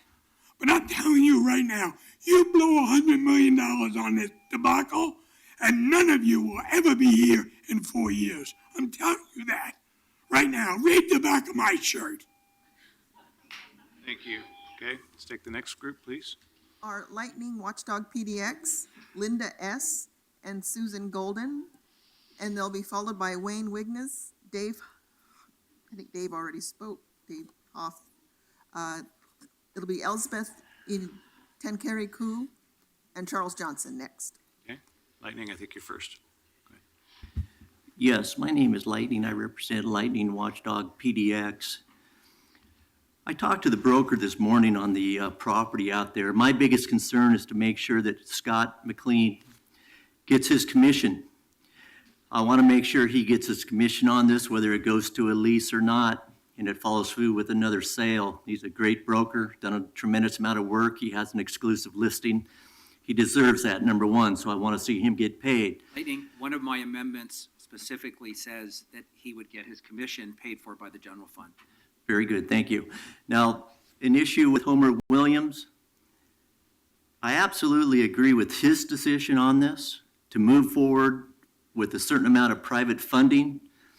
I agree with Commissioner Salzman's position on the lease. I think due to the fact we're in a state of housing emergency, That will override, as I talked to Mr. McLean, there are currently 2 offers on the property, have not been accepted as of this time. I think that will override both those offers. Again, I stated, Mr. McLean, I want to make sure you get paid, whether Homer Williams ends up with the property or someone else does. And he said, absolutely. Another issue I'd like to see is Mr. Lee Novak from 4 Development step up to the table. I was talking to some of his workers the other day. I'd like to hear his solutions. I'd like him to talk to Homer Williams. I'd like to hear what he has to say to another prominent developer on how he wants to try to improve the homeless lives throughout this city. He's doing a tremendous amount of development on the riverfront. Now step up to the table, Lee Novak. It's real impressive to hear all the money you're putting into these projects, but it's much more impressive to look at a developer like Homer Williams trying to also take care of the people who need help in this city, and that's what he's trying to do here today. Thank you. Thank you. Welcome. Hi, my name is Linda. Get a little closer, please. Hi, my name is Linda, and I want to just commend you for even doing the work. You know, we as a society tend to exclude our houseless, separate from us. Their causes are different, which they are not. I am coming from a different perspective. I'm on the fence with the Terminal 1. I look at my 4-year-old grandson when we walk around the city. I live in the Pearl. I was blessed to be able to live there. I do live on affordable housing in the Pearl. So my grandson and I have experienced houselessness in our neighborhood right underneath the Broadway Bridge. He asked me, Yaya, that's what he calls me, why are there people sleeping in tents by the train station? And I said, well, because they just haven't been able to get a house. Oh, like me, Yaya? Yeah, like you. My grandson's 4, and the other one's 10 months. And they're both experiencing houselessness. Not due because their mother and father don't work, not due because of domestic violence or drug and alcohol abuse, but due to systemic oppression of all of us. You guys might be less close than I to being houseless, 1 paycheck away sometimes, but I have help. I want other people to have help too. I've done work with Sisters of the Road, being a community ambassador, so I know a lot of the houseless community personally. I see it personally on a day-to-day from my window, where I walk, where I play. They're us, they're you, they're me. The solution isn't going to come fast enough to give my grandsons yards to play in and space to push their toys. I just want to say continue to delve into solution. I know there's a lot of zombie houses where I've also just said, you know what? I'm desperate for my grandsons to have a yard to play in. There are empty homes that you have charge over. Fix the problem is what we're asking. Find the solution and continue to help. Continue to delve in. Thank you. Thank you very much. Next 3 are Wayne Wignes, Elsbeth Tancurry Koo, and Charles Johnson.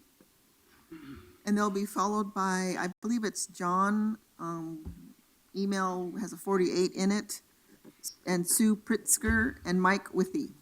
Okay, welcome. Good afternoon. Good afternoon. My name is Wayne Wignes. I'd like to direct attention to the 1999 River District Implementation Plan, through which Terminal 1 South came to be zoned residential, and in which the preservation of mass shelter infrastructure was explicitly avoided. The reasoning for this was primarily the philosophy that it's better to get people straight into their own housing.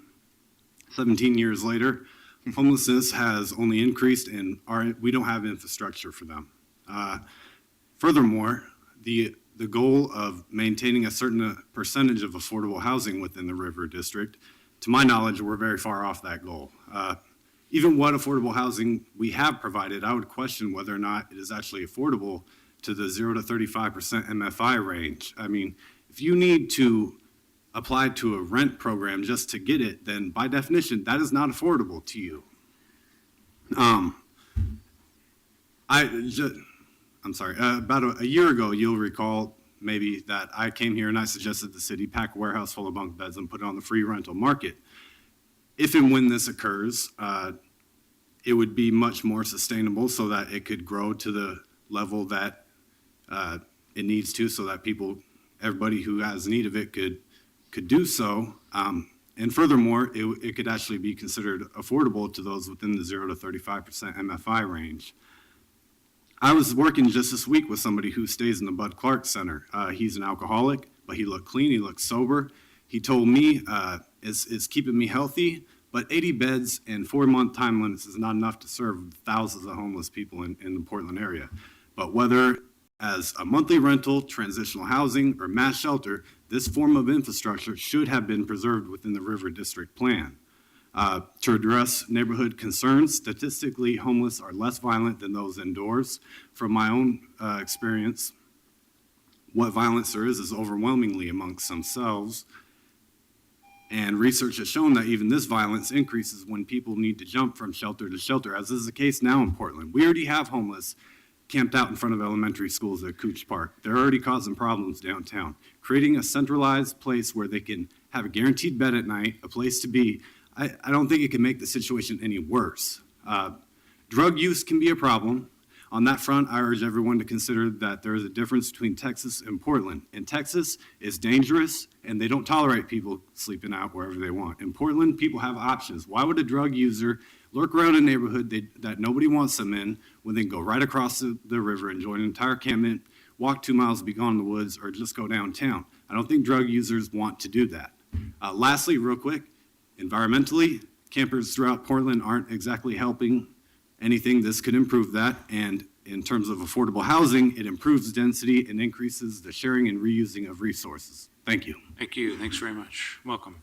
Hi, my name is Elspeth Tangway Koo, and I come to you today as a homed person from Eastmoreland who has experienced homelessness for the first half of my life.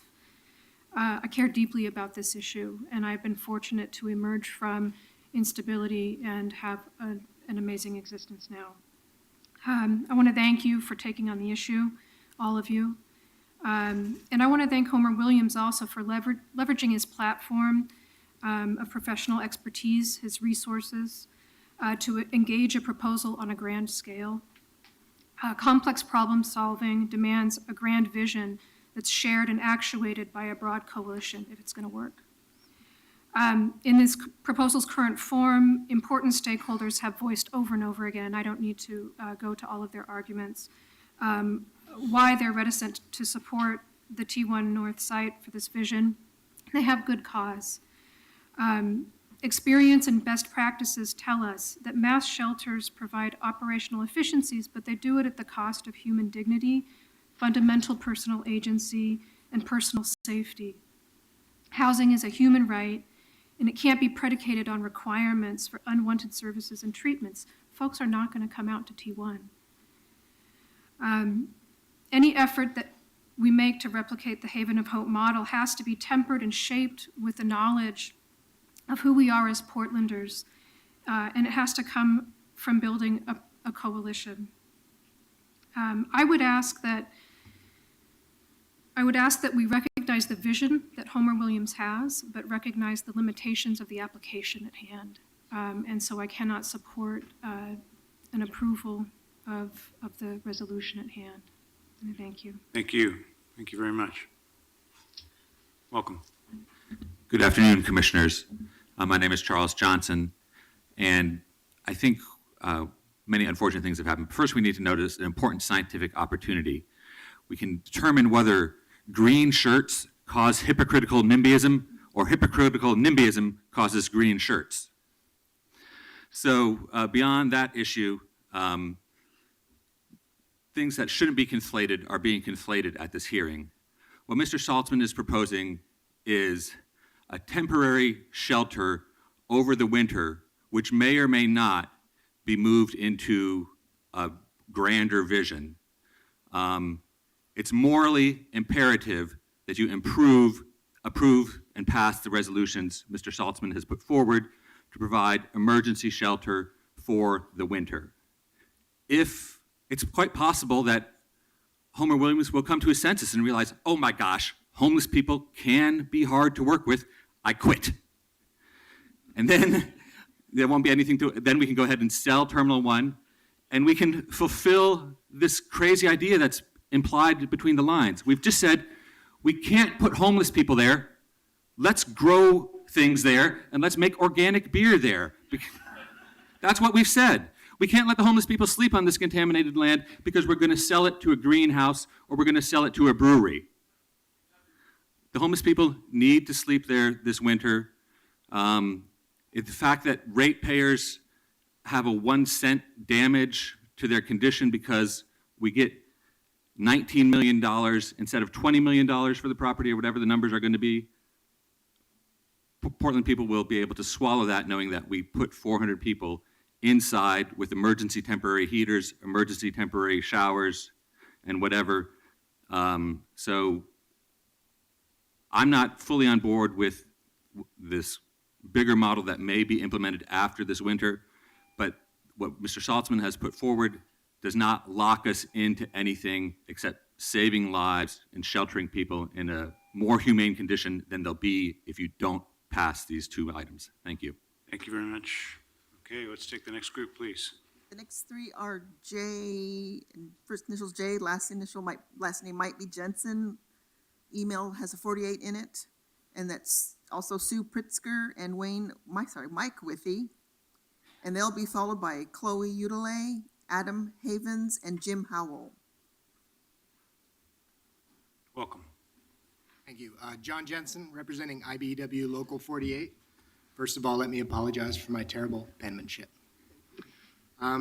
So in the building trades and in construction, I think we're really familiar with correlation between houselessness and joblessness.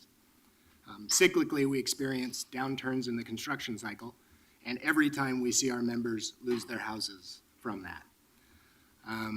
As the proponent panel came up in front of us, they acknowledged, I believe, that long-term, this certainly wouldn't be a good solution because of our need to preserve industrial land for jobs. I also want to submit that short-term, I believe that short-circuiting our process in this way to co-opt this industrial land even temporarily, I do feel like has a long-term impact. We say this very respectfully of your challenges and this situation and this crisis that you're facing. But I believe that if there are other options, particularly that did not compromise industrial land or potential jobs, those should certainly be explored and explored first. And I guess finally, we would just ask you to respect your own process and not short-circuit it and not fast-track this and do a little more due diligence, listen to some of the valid concerns raised by the other communities here, and let's find the best solution for this very difficult situation. Thank you. Welcome. My name is Sue Pritzker, and I've been the head of school at Child Peace Montessori School for 30 years. I've seen the school grow from a group of 25 to a student body of 360, starting at the YWCA on 10th Street, moving to the Pearl District, and then after a bit of a gentrification process we're all aware of, moving to the Industrial Northwest, to a facility that we could manage. I would want to say to you that as a nonprofit and private school, we embrace our urban location. We always have. We've been involved in community service projects wherever we were located. As a philosophy, a Montessori school is all about inclusion.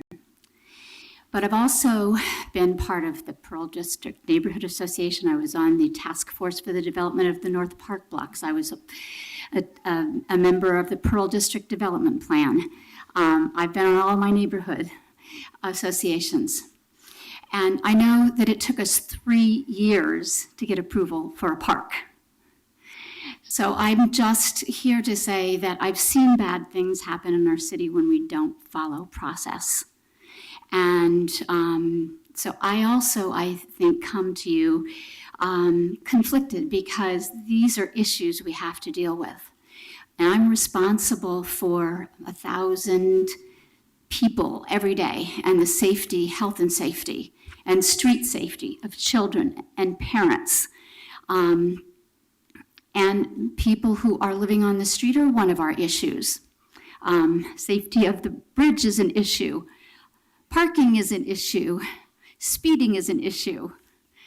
All of those things happen with process. And I am saying that I've been involved in not seeing this type of quickness. I know Homer, and I know him to be a good person who has really been instrumental in creating great civic projects.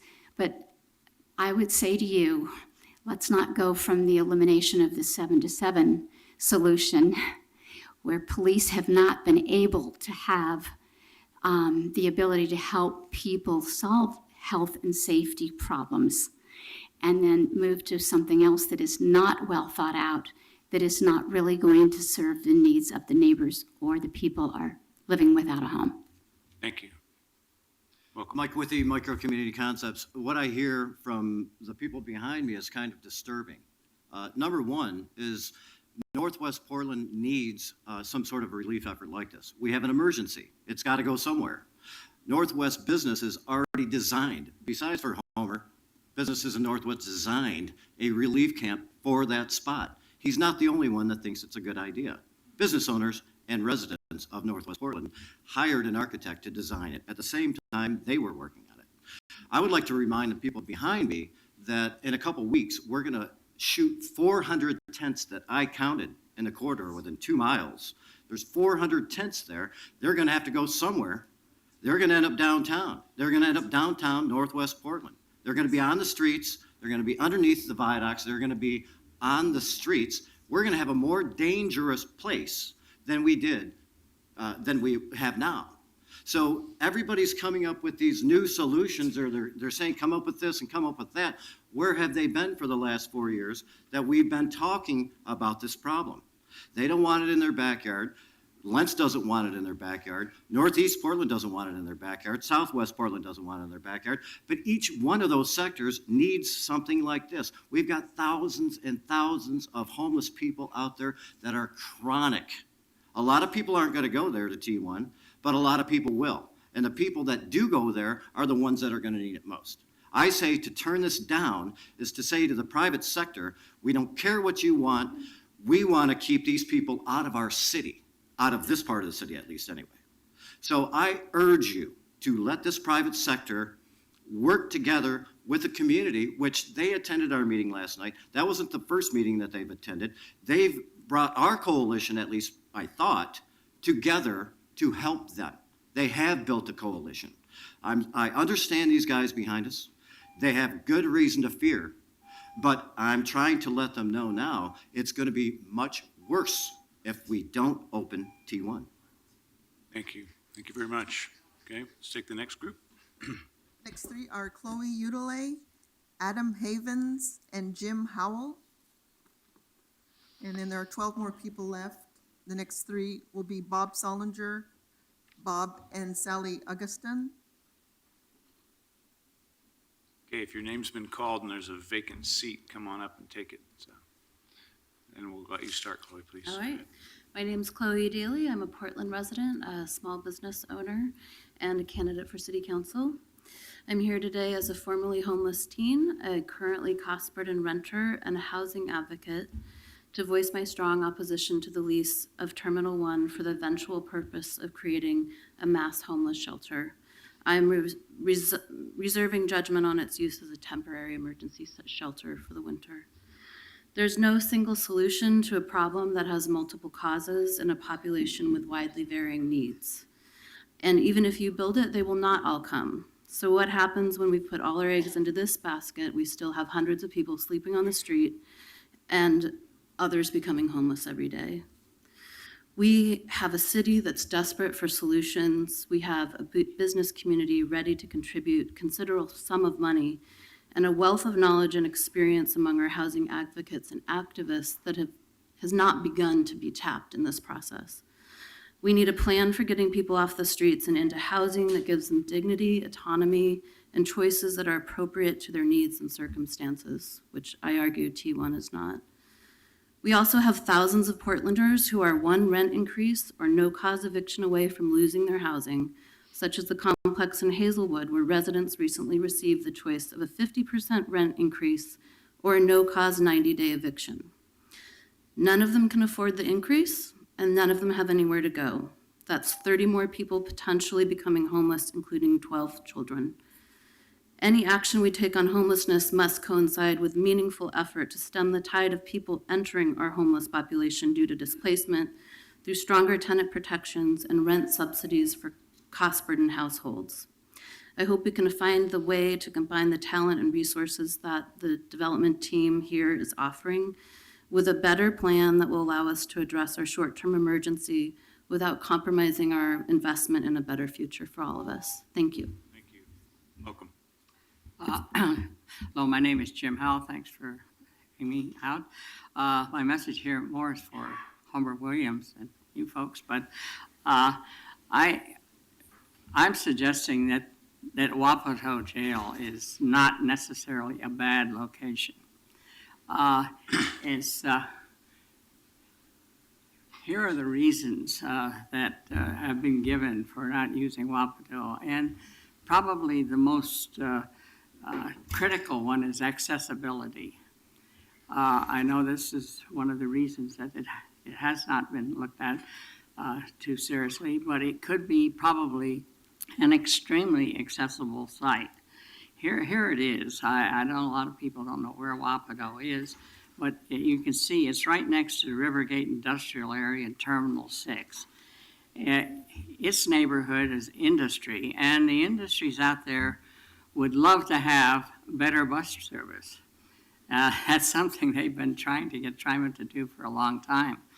By extending the existing bus line 75, and by the way, I'm a transit person, I'm not a housing advocate, but by extending the line 75, which is a cross-town frequent service bus line, which crosses every light rail line and 20 bus lines, 8 of which are frequent service, provides excellent access to most of Portland.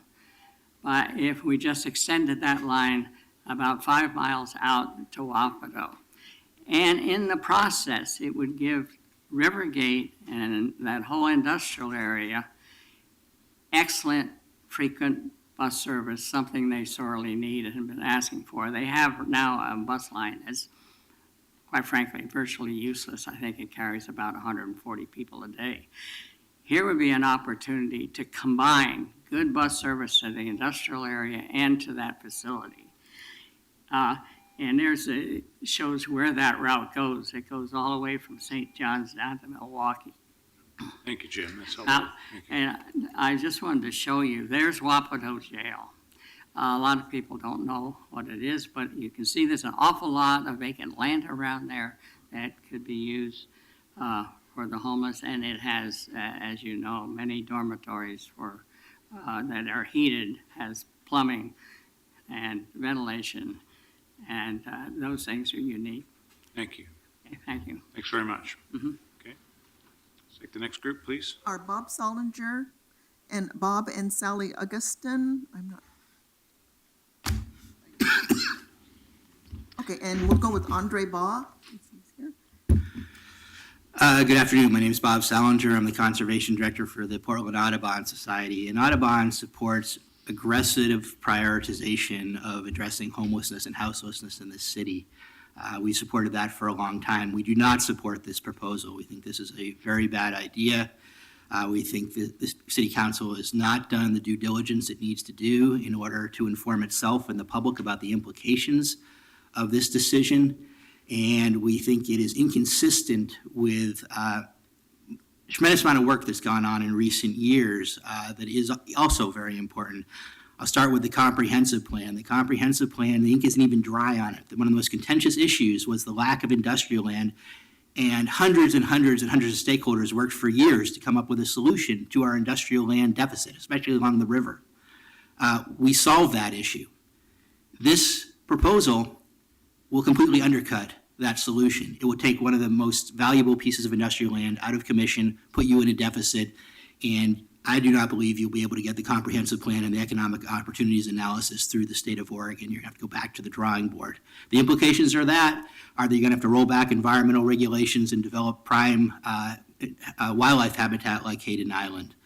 Number two, you just came through a tremendously contentious referendum about the Bureau of Environmental Services for misspending or allegedly misspending BES funds. This makes those misexpenditures look minor. This is a completely inappropriate use of ratepayer funds, and you ought to be upfront with the public about how you're going to repay that. The environmental implications, the economic implications are tremendous on this, and you just simply haven't looked at that. Furthermore, the site is also contaminated, and the idea of putting homeless and houseless people on a contaminated site is completely inappropriate. These sites take a long time to clean up and to make safe, and the idea that you can do this quickly is not realistic. Thank you. Thank you. Welcome. Hi, my name is Bob Augustin, and my wife Sally and I are property owners of a small warehouse office building about a half a mile north of the proposed site. We are against and urge you to not go forward with this plan for all of the reasons that have already been conveyed. I think that the op-ed of Nick Fish of August 7th summed up the reasons not to go forward with this. The biggest one, though, for me is the lack of due diligence, that we seem to be moving to a rush to decision before you properly analyze and look at all possibilities. And I think that Mr. Williams should put forth a full detailed proposal that then has public input from all of the parties that have been here today, but also announcements to go out so that property owners and tenants can share their input as well. We've had a long-term tenant, and he and his wife have expressed concern whether they will stay. So what will this potentially do to property values in the area and the tenants that will be there? And I think there's just a lot of unknowns that require answers before a full decision can be made. If you're unsure how you're voting, then as a fallback position to consider tabling this measure until more input can be received. Thank you very much for your time. Thank you. Welcome. Welcome, Mayor, Council. Andre Baugh, Planning Sustainability Commission Vice Chair, but today I'm here as, I'm not speaking for the commission, just as a citizen. And I want to speak to the long-term of Terminal 1. Long-term, if it is going to become long-term affordable housing or housing for the homeless, that's a conditional use relative to the comp plan. That is a type 3. You would need to show available lands relative to the jobs. First, it transfers from industrial to housing. Housing land is more valuable than industrial land. So you valued it today at industrial land, and I'm not going to argue that, but long-term, it would become housing. I believe housing land is a little more valuable, especially waterfront land, than industrial land. The second part of that is Goal 9. As a PSC, we struggled with meeting Goal 9, and I know you did too through the comp plan. And you raised the cargo from low to medium in looking at that jobs category. Through the type 3, you would need to prove that, again, in looking at how you're going to meet those jobs with a increased deficit. And so while I'm very supportive of doing something for the homeless, and I think that's a top priority, I encourage you to think about the long term as you look at the short term problem you're trying to solve today, to look at the long term and think about it and make sure you understand the implications, because the short term doesn't solve that long term problem. Thank you. Thank you all. Just a moment for process check here. I said we were going to take a break at 1, but we are down, I believe, to the last 8 people on the sign-up sheet. So if the councils can be a little more exercise, even more endurance that we always do, my suggestion is let's hear from those folks and then take a break till 2 o'clock and start our deliberations then. So we give everybody a chance, because people have been waiting to be heard, give them a chance to be heard, and then take our break. So let's proceed, and then we'll stop and take a break till 2 o'clock. The next 3 are Zoe Huxtable, Bev Logan, and Marion Haynes. Any people here? Okay, how about Jesse Sponberg? Welcome. Good afternoon.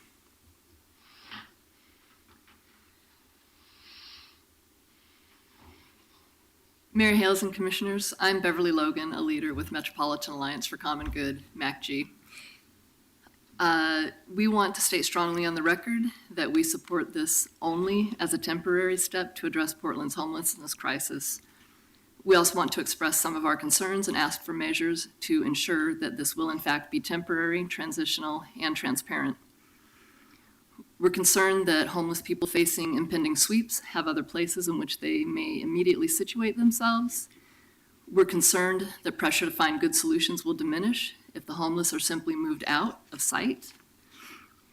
We're concerned that public money spent on literally warehousing homeless people will not only maintain the status quo for them and for our city, but that money will be diverted from providing true transitional and permanent affordable housing that is healthy, safe, and secure. We're concerned that those most knowledgeable about the problems and solutions of homelessness are opposed to the proposed long-term project. And importantly, we're concerned that the step you may approve today will not be a temporary measure to buy time to develop promising long-term solutions, but really a de facto first step towards a particular permanent project that may become inevitable once today's step is taken, even though that project requiring public funds has not been properly vetted or approved by the public. We appreciate any good intentions of Dame and Williams. We also appreciate the distress of neighborhoods, and we can appreciate the pressures that you must feel to address the competing needs in our community. But we must appreciate most the needs of those people actually experiencing homelessness.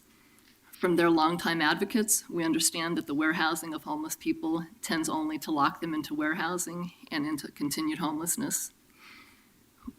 We have not had nearly enough time to meaningfully understand or respond to the full proposed project envisioned by Damon Williams. Until the community has had reasonable time to consider its long-term implications, we ask for council's commitment to ensure that what passes today, if it does, is truly temporary. And if I could just take a couple seconds to make 2 specific requests. We ask and expect that you'll develop further plans for permanent, sustainable, restorative solutions to our homelessness and affordable housing crises, and that those plans be responsive to public testimony, be accountable, and be transparent in all phases. And we ask that the proposal, if it passes, that the city make a report on T1 to the public and hold a public hearing at least every 6 months, 30 days prior to any renewal of this temporary use of T1. And we look forward to working with you on solutions to the housing crisis that threatens the neighbors and the city that we love. Thank you. Thank you. Mr. Sponberg, I think you're next. Go ahead. Hey, how are you, sister? Long time no see. My former student. Hey guys, well, my name's Jesse Sponberg. I'm just a regular dude. I do a lot of work with the unhoused communities, and I've been to a lot of city council meetings where we deal with this. And this has to be the most preposterous idea that I've ever heard come out of this council, or the previous one. So we have this giant track record of making bad decisions and coming up with projects that don't work, and then we reverse them, and we keep changing our course, and then we do this and we do that. So I got a great idea. Since nothing else works, let's throw $100 million at it, right? Let's economically sequester these people. Let's put them in concentration camps where 400 people who historically cannot cohabitate with each other, that's why they live in bushes and under bridges, right? So let's stuff them all in a place together. So there's a weird intersectional problem here that hits on a lot of things that I care about. One is our ratepayers, our water ratepayers, right? Could you imagine if John DeLorenzo and Kent Crayford had this kind of ammunition when I just helped protect the Water Bureau from those guys? Okay? What happens when 400 people decide they don't want to live in a warehouse where people have unwashed socks, stinky feet, bed bugs, lice, farting, burping, then when nobody wants to live there and there's now only 50 people living in that $100 million thing, how are we going to protect that investment? Through criminalizing and oppressing people even further through our already understaffed police. I beg you guys, you can smell a rat coming down the street. It's nice that we can find $100 million for this, but this is the wrong problem. Do you know the only place in Portland that doesn't have any crime is Hazelnut Grove? That's the only place in this whole city with no crime is Hazelnut Grove. We have 96 neighborhood associations, and for easy math, let's say that we have 300 unhoused people. Each neighborhood association identifies one plot of land where we can set up an intentional micro-community just like Hazelnut Grove. Self-policed, mostly self-funded. The city, metro, and the county work together to get garbage services, outhouse services, and these people can live. You know, you can't just take somebody because they're poor and put them in a warehouse. That's inhumane. That's criminalizing homelessness because there is a prison. I mean, whether it has bars on the windows or whether it's a place that the cops will force you to go, I beg you guys, not on my behalf, on the behalf of the people that actually are living in a tent whose only crime is trying not to die in this city, please don't lock them up. I mean, please don't put them in a warehouse that's going to lead to criminalizing them even worse. Thank you guys for listening, and thank you for all your hard work. I know this is not an easy solution. Thank you. Thank you. Good afternoon. Good afternoon, Mayor Hales, Commission members. My name is Mary. Move a little closer to the mic. Yeah, my name is Marion Haynes. I'm the Vice President of the Portland Business Alliance. As you know, we've advocated for more emergency shelters so that those living on our streets have a safe indoor place to sleep. We also, for many years, have highlighted the need for industrial land in this city, which provides opportunities for quality middle-income jobs and allows people to afford to live in a growing cost city like Portland. Our community has an urgent need for both emergency shelters and industrial land. As public and private sector leaders, we have a responsibility to address these shortages by providing both. There's no need, in our view, to pit a homeless shelter and industrial land against one another. We don't know why it's become quite this level of dispute. We don't believe it makes sense to rush forward today with the decision about Terminal 1 or even which bureau should control the site before bid results for the site are evaluated next week, especially considering that the bid period closes in just 5 days.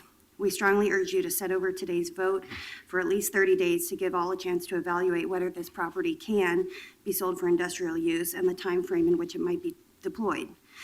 As we've said to many of you prior to this hearing, there may be an opportunity to do a temporary short-term facility for the cold winter months on that site, even if it does have a sale pending. It would be unlikely that somebody would be developing that site immediately if a sale were to go through, and there is an opportunity to do something for those who need it in a very immediate sense. We'd like to thank Homer Williams for bringing forward the model for Haven for Hope. We actually had some people that went down and toured it a number of months ago.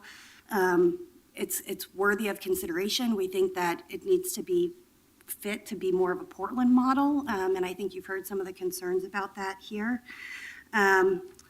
But when it comes to determining a permanent location for a facility like that, limiting it to just one site isn't the right answer. There's many publicly owned buildings and parcels of land in the city and in Multnomah County. We've repeatedly asked for a centralized inventory so that we can understand where those unused and underutilized properties are and have a conversation about how best to deploy those to deal with the crisis that we have. It's really time to get this inventory and start discussing it publicly.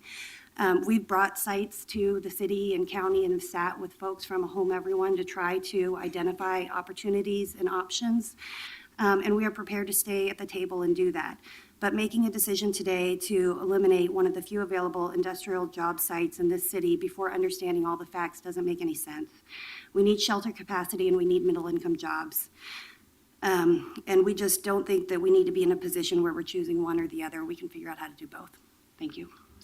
Thanks. Before you leave, I want to introduce you to Chad Stover, who's been on my staff for 3.5 years and who has that inventory. So I want to make sure I connect you two. Thanks. So get a copy from him. Any other questions for these folks? Thank you. Next. Are Alec Horley, Ikela Lowe, and Ted Timmons.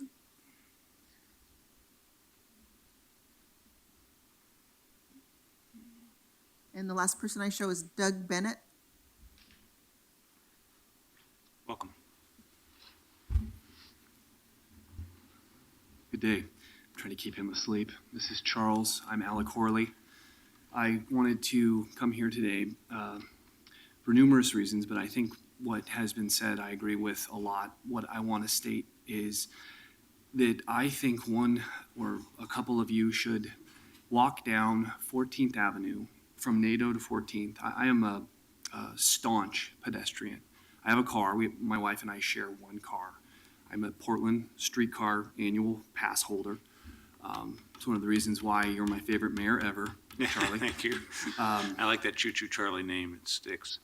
It's just Charles. We're just doing Charles. But so basically, when you walk down 14th, you'll see that those buildings that have been authorized to go higher to accommodate more people coming into Portland have a lot of children standing right outside of that front door of those complexes, waiting for the Chapman school bus to come pick them up. And there's a lot of kids there. We see them in the morning because I walk from my home, and I didn't even state this, I live in Riverscape, but I walk right by the Ramona. We play in the park. I wouldn't want the Ramona Apartments to know this, but we play in the park that's in the middle of the Ramona building. And there are numerous apartment buildings that scatter through there. If I was willing to do a study, if I was to come to an assumption, I would say that almost half of the people from this facility would be walking from that NATO down 14th. NATO to 14th and then cut through 14th and then wiggle their way to the services in inner Northwest, near Burnside. And so just doing a study and reviewing and taking a look at what that impact is at that time in the morning, right when people wake up, what's that going to be? What is that going to be like, that infusion and stream of people coming through those neighborhoods? Thank you. Thanks very much. Welcome. Thank you. He woke up already, so I guess I'm good. My name is Ted Timmons. I live in Northwest. I don't know that Terminal 1 is the right thing to do or not. I sent some notes in, so you've got my freeform notes. Amanda and I emailed back and forth a few times, which was great. I'm not sure if it's the right thing to do. It's a lot of people.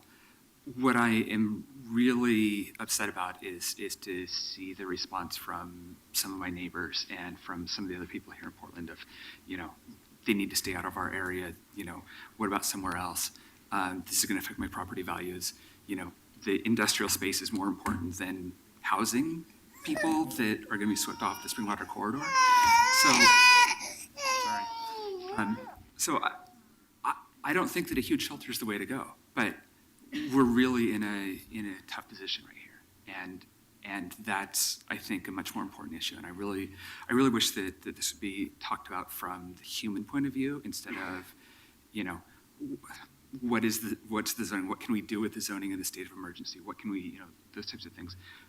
What about these people that we have that need somewhere to go? If we're going to sweep them off Springwater, if we're going to try and make Springwater more secure or whatever, what do we do? And Springwater or Terminal 1, Wapato, I don't know. You get paid money to figure that out. But this is really the issue, is is to really address this from that point of view. I think that Hazelnut's been a success. I think that most people consider that a great kind of intermediate step, and these kind of small self-organized communities, I think, are great. It takes care of some of the concerns about, gee, there's a lot of people in one place, and how do we regulate it and all of that. Sure, it's not what should be done long term, but it seems to work. Why don't we have these 30-person camps in all 95 of our neighborhoods, right? That's almost 3,000 people. Every neighborhood, including mine, including everyone else's. So that's where I come from on it. Thanks. Thank you. Thank you both, or thank all three of you. All right, anyone left? That's all who signed up. Okay, there's some folks that came in that still want to speak. Let's take the last group. And If you were on the list and you didn't hear your name, if you signed up. Come on up. And then we'll take a break. Welcome. Good afternoon. Good afternoon. My name is Zoe Huxtable, and I have a degree from NCNM as a naturopathic doctor and a degree from PSU as an engineer. And the Salvation Army and CPI staff and clients wanted me to come here today and speak, but I'm here speaking for myself.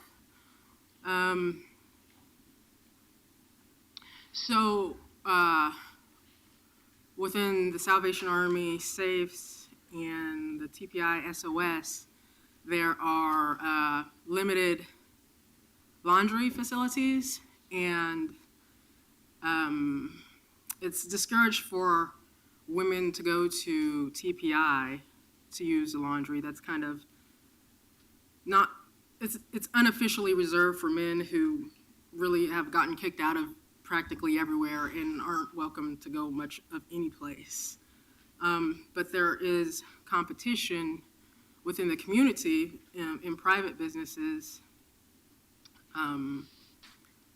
for washers and dryers. I mean, other people within the community in apartments or in houses also want to use that spot, and they're not really comfortable with people less homeless than them, more homeless than them as they perceive using the washers and dryers. And also there's a conflict with TriMet busing or maxing dirty laundry to the laundromats. So that's one issue. Also, there's an issue of so many people, competition for showers within, let's say, for instance, the Salvation Army. And then there's people who don't have a bed or a mat at the Salvation Army, who maybe are sleeping in a park or spring water or somewhere coming in to take a shower. So they wanted me to bring that up as well. And appreciate that. I don't really want to speak too much on someone else's business and what may or may not happen, but I think it's great if whatever passes, if anything passes, that the problems that the shelters are having now, if the solutions can be included within whatever shelter or whatever solution is passed for housing people this winter, so that the new shelters don't have the same problem, or create more to the problem with the people on the buses with dirty laundry. And then someone mentioned porta potties. I remember in the past, I'm not against housing homeless at all. I think it's great that people are caring and loving for their neighbor, to provide housing for people instead of letting people die from freezing to death, etc. But with the porta potties, I know, and the limited laundry and limited toilets, and then there's been a problem in the past with people going to public libraries smelling of poop, urine, and feces in the public libraries, and then they were discriminated against for smelling so bad, etc. So please include that stuff in the new shelter. That's very helpful. That's very practical. Thank you. Okay, thank you. Welcome. I'm Doug Bennett. I member of the Village Coalition, but I haven't been assigned to speak for them. I want to make that clear.